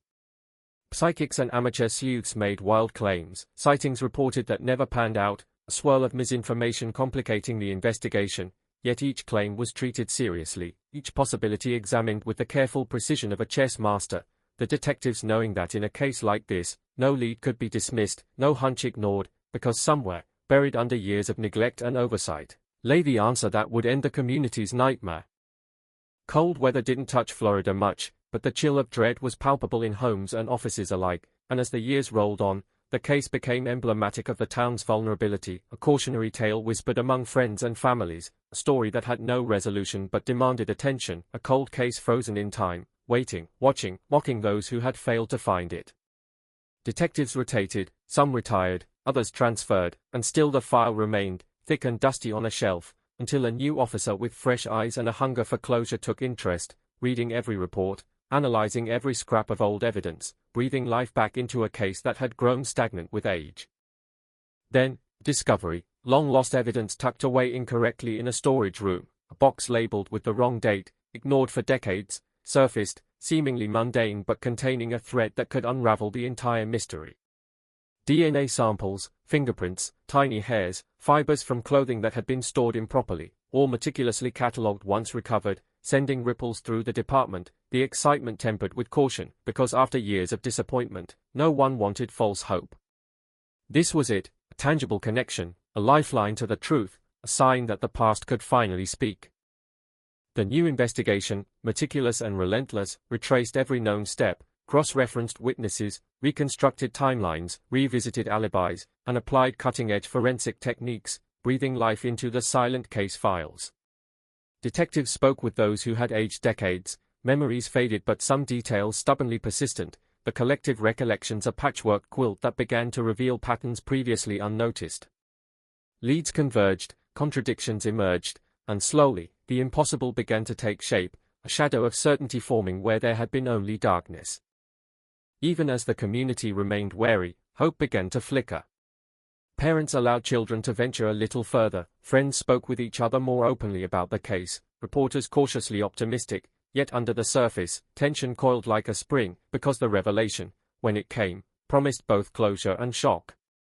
Every person involved knew that years of pain and uncertainty had built up to this precipice, and the weight of decades of waiting pressed down like a storm cloud, heavy and inevitable, a sense that the calm before the storm was merely the quiet breath before the revelation that would change everything. And so, the stage was set, the pieces aligned, the small clues long ignored finally illuminated under the harsh light of science and persistence, a perfect storm of discovery and timing that would ultimately lead to an arrest, shattering the long-held illusions of safety, forcing the community to confront the darkness that had lurked silently among them for over 2 decades, leaving an indelible mark, a lingering unease, a story of mystery and horror that refused to be forgotten. The arrest didn't come quietly. It came like a thunderclap, sudden and shocking, reverberating through the streets of Clearwater where generations had grown up believing such horrors belonged elsewhere, far from their manicured lawns and Sunday barbecues, yet now it was real, tangible, a man in handcuffs whose calm demeanor belied the decades of terror he had sown silently, invisible, and suddenly, the community's sense of safety was fractured, raw and bleeding like an open wound that had been ignored for too long. News helicopters circled overhead as reporters scrambled for every detail, the flashing lights of patrol cars casting harsh shadows on the asphalt, every neighbor suddenly an eyewitness, every passerby a detective, everyone wanting to know, needing to know, the face of the person who had stolen childhood and innocence, the one who had evaded justice for more than 20 years. Police held a press conference, words clipped, measured, but the tension behind them palpable. We have long sought closure in the case of Emily Carter. Evidence has finally linked. The suspect arrest has been made. Statements that barely contained the tremor of shock running through the crowd, the gravity of decades-old crime finally colliding with the present, unstoppable and relentless. Inside the courtroom, cameras were banned, but the air was thick with anticipation, the kind that makes every breath heavy, every whisper significant, the very walls seeming to lean in, listening, waiting, because here, at last, the threads of mystery would be laid bare. Friends and family of Emily sat rigid, faces etched with years of unanswered questions, grief held in tight fists and trembling hands, each heartbeat a drum marking the passage of time, a reminder that nothing could undo the years lost, the moments stolen, yet here was a semblance of justice, fragile and trembling like glass ready to shatter under the weight of scrutiny. Every detail of the investigation was presented, timelines reconstructed, exhibits laid meticulously on tables, forensic analysis explained with precision, every step a meticulous dance between science and storytelling, connecting the dots in a way that seemed impossible for so long, yet here it was, undeniable, a narrative of horror made tangible by fact and evidence. The suspect's past was dissected like an open wound for the courtroom to witness, a man who had moved through life unnoticed, blending in with his neighbors, his job, his routine, masking secrets that would horrify even the most seasoned investigators, a life carefully curated to hide the monstrous acts buried in time. Witnesses recounted memories once dismissed, details once overlooked, the mundane becoming crucial under the magnifying glass of hindsight, and every testimony dripped with tension, the faintest twitch of an eye or shift of a foot drawing collective attention, as if every gesture could betray guilt or innocence. The evidence itself was staggering, fragments once dismissed now seen in the stark light of modern science, DNA traces on clothing, fibers matching the van from years ago, fingerprints on surfaces long forgotten, all converging to form a mosaic that left no room for doubt, a cold, clinical certainty that left the courtroom in stunned silence. Outside, the community reacted in waves, a tide of shock, relief, anger, and disbelief crashing simultaneously. Neighbors who had once whispered fearfully now spoke openly, trading stories of old suspicions, long-forgotten oddities that suddenly made sense, the tiny signs of danger that had gone unnoticed now magnified by hindsight, a collective awakening to the fact that evil had been walking among them for decades, silent and patient, waiting for the right moment to surface in full. Memorials were erected, vigils held, flowers placed at the spot where Emily had disappeared, candles flickering in the night as if to honor not only her memory but the resilience of a community forced to confront its darkest shadows, a reminder that even in the most idyllic towns, darkness could linger unseen, biding its time. Investigators reflected on the painstaking process, the cold case file a monument to persistence and frustration, the years of dead ends, false leads, and overlooked details now culminating in revelation, a testament to the idea that no crime, however old, can remain hidden forever. Every officer involved recounted nights spent poring over reports, days chasing leads that led nowhere, months feeling the sting of failure as the trail ran cold, yet they never gave up, driven by the invisible thread connecting past and present, by the knowledge that somewhere, the truth waited patiently to be uncovered. The breakthrough, that tiny sliver of overlooked evidence, had reopened everything, rekindling the fire of determination, proving that the smallest clue could topple decades of uncertainty, that persistence in investigation is more than procedure, it is hope incarnate, fragile yet unyielding, demanding to be recognized. Psychologists consulted on the case later noted the unique strain of cold cases on communities, the lingering trauma of unresolved disappearances, the way fear seeps into daily life and becomes normal, the quiet anxiety undercutting routines, friendships, and the perception of safety, and how closure, even decades later, can feel both cathartic and unsettling, a reminder of the fragility of innocence and the relentless march of time. Families like Emily's lived in a liminal space for years, neither fully able to mourn nor fully able to move forward, suspended in a state of constant questioning, of what-if scenarios and imagined horrors, each day blending into the next, punctuated only by anniversaries, news reports, and the occasional false alarm that reignited their deepest fears. The arrest reignited national attention. Headlines screamed across newspapers and news feeds, Florida cold case breakthrough, arrest after 23 years, long-lost evidence brings closure in teen disappearance, community stunned as suspect apprehended decades later, the phrasing carefully chosen to maximize shock and empathy, to capture the dual nature of relief and horror, the juxtaposition of decades-long fear finally confronted with the undeniable reality of human malice. Analysts and commentators dissected the case, questioning how such a crime could go unnoticed for so long, highlighting the evolution of forensic science, the importance of meticulous record-keeping, and the sometimes unpredictable nature of justice, leaving viewers and readers alike both horrified and fascinated by the intersection of time, crime, and human error. Inside the police department, celebrations were muted but profound, officers exchanging looks of quiet triumph, a shared understanding that the work they had done, decades of dedication, often invisible to the public, had finally borne fruit. Yet there was also a solemn recognition of loss, of the years Emily's family had endured, the childhood stolen, the milestones missed, and the haunting knowledge that while justice had been served, it could never restore what had been taken. Investigators spoke candidly of the emotional toll, the sleepless nights, the obsessive re-examination of evidence, and the relentless pursuit of a truth long hidden, the intricate interplay between patience, science, and intuition that ultimately led to the resolution. Forensic breakthroughs, particularly in DNA technology, were credited with the case's resolution, a perfect storm of modern science meeting historical diligence. Samples once considered unusable were reanalyzed, databases scoured, comparisons made with meticulous attention to every match, discrepancy, or anomaly, the painstaking process revealing a single thread that unraveled the mystery, connecting decades-old crime scenes to a living suspect, an extraordinary convergence of timing, technology, and tenacity.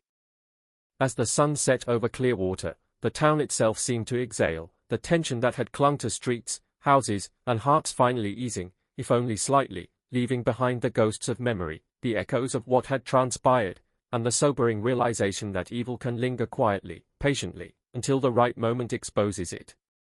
Families tentatively embraced the notion of moving forward, schools discussed safety protocols, and neighbors revisited old routines with new vigilance, a community forever changed yet resilient, shaped by both tragedy and closure, the scars visible, the lessons learned indelibly etched into collective memory. And so, as Part 2 closes, the arrest stands as a pivot point between past terror and present resolution, a turning of the page that cannot erase the shadows cast over decades, yet offers a measure of peace and a reminder that persistence, courage, and meticulous attention to detail can finally pierce the darkness, exposing truth long obscured, a testament to the relentless pursuit of justice even when the world seems to have moved on, leaving behind only whispers and the faint but undeniable hum of closure.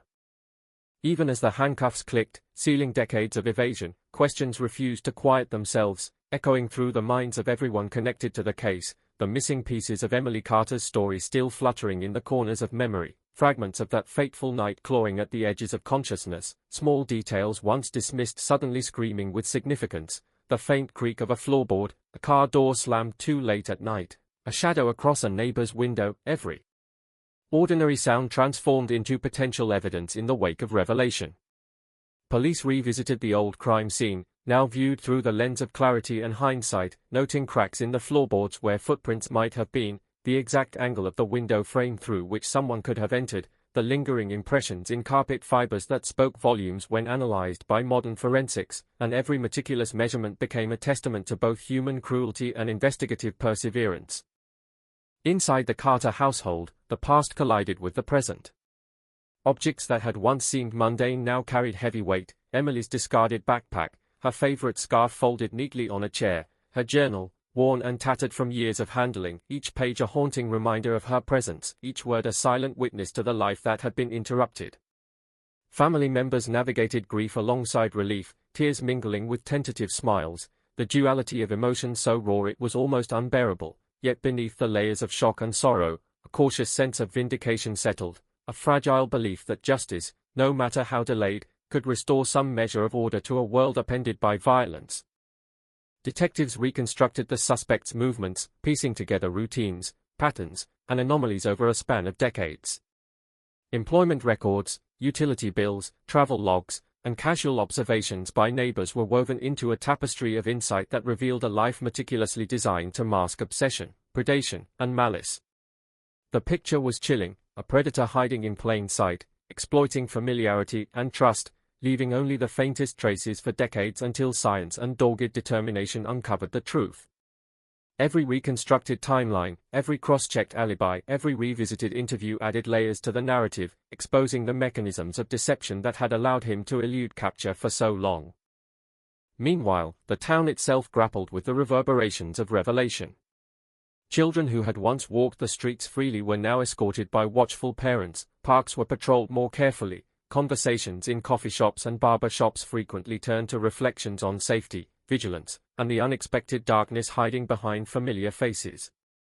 The collective psyche was scarred, yet paradoxically awakened, awareness replaced innocence, and the community's consciousness had expanded to include the unsettling reality that threat could exist unnoticed, quietly, for decades, and that vigilance was now inseparable from daily life. Media coverage intensified as the story gained traction nationally.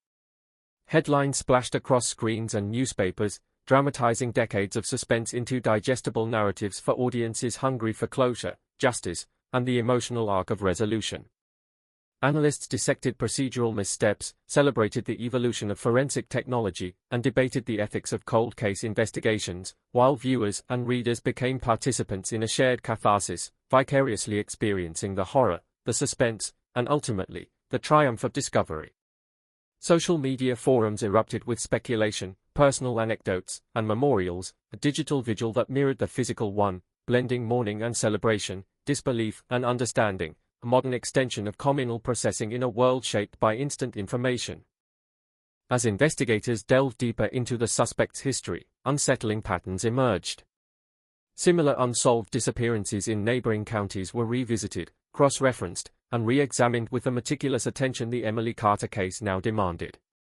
Each parallel drew both hope and fear, the hope that additional victims might find justice, the fear that the magnitude of the criminal's actions could be even greater than initially believed. Analysts pored over old case files, searching for fingerprints, DNA traces, witness statements, or minute anomalies, each one a potential key to a hidden truth, each one a reminder that the shadows of the past could hold secrets that refused to remain silent. The forensic evidence presented in court was more than a demonstration of scientific prowess, it was a narrative in itself, a story of time, persistence, and human error finally corrected. Fibers from Emily's clothing matched threads in the suspect's vehicle, microscopic traces corroborated long-forgotten witness statements, and DNA analysis conclusively linked the accused to the crime scene. Each revelation was met with gasps, murmurs, and a heavy, almost sacred silence as observers comprehended the power of minute details to rewrite decades of uncertainty, a lesson in both diligence and the inexorable nature of truth. Yet even with the suspect behind bars, the psychological ripples persisted. Emily's family recounted sleepless nights, moments of terror that had become routine over the years, and the subtle but persistent anxiety that had permeated life, influencing relationships, careers, and personal decisions. Therapy sessions, counseling, and community support groups became essential, not merely for processing grief but for rebuilding trust in a world that had been shown to harbor hidden danger. The arrest provided a focal point for closure, yet the lingering trauma underscored the enduring human cost of crimes left unresolved for decades. Public fascination with the case reached new heights as details emerged in court records and investigative reports. Forensic experts highlighted the breakthrough technologies, from advanced DNA sequencing to refined fingerprint analysis, while law enforcement officials recounted the painstaking reconstruction of timelines and events, each step a testament to diligence, persistence, and the refusal to abandon a case that had once been deemed unsolvable. This convergence of science and persistence became a narrative celebrated both within the community and nationally, a story illustrating that time alone does not erase accountability, that patience paired with innovation can finally confront the darkness that eludes us. Community vigils continued, small and intimate yet profoundly symbolic, as neighbors lit candles, shared memories, and reflected on the collective experience of fear, suspense, and now partial relief. Each flame flickered against the night, casting shadows that danced across faces etched with grief, hope, and remembrance. Discussions about child safety, neighborhood watch programs, and communication networks surged in the aftermath, an acknowledgement that proactive vigilance could serve as both prevention and tribute, a living memorial to Emily Carter and the resilience of a community confronted with the stark realities of human cruelty. Investigators reflected on the emotional and procedural lessons of the case, emphasizing the importance of methodical evidence preservation, the integration of emerging technologies, and the relentless pursuit of truth despite elapsed time. Their accounts underscored a delicate balance between tenacity and sensitivity, between scientific analysis and empathy for those affected, a model of procedural excellence that demonstrated the capacity of human determination to pierce through decades of darkness. And yet, as Part 3 draws to its conclusion, the story remains simultaneously resolved and haunting. The arrest brings legal closure, a confrontation with justice long delayed, but it cannot resurrect lost years, cannot erase the fear that lingered, the uncertainty that paralyzed, or the shadow of doubt that hovered over a town forced to reckon with evil hidden in plain sight. Residents carry forward, transformed by experience, vigilant and wary, understanding in a visceral way that darkness, though revealed, leaves echoes that reverberate through time, shaping both individual lives and the collective memory of the community.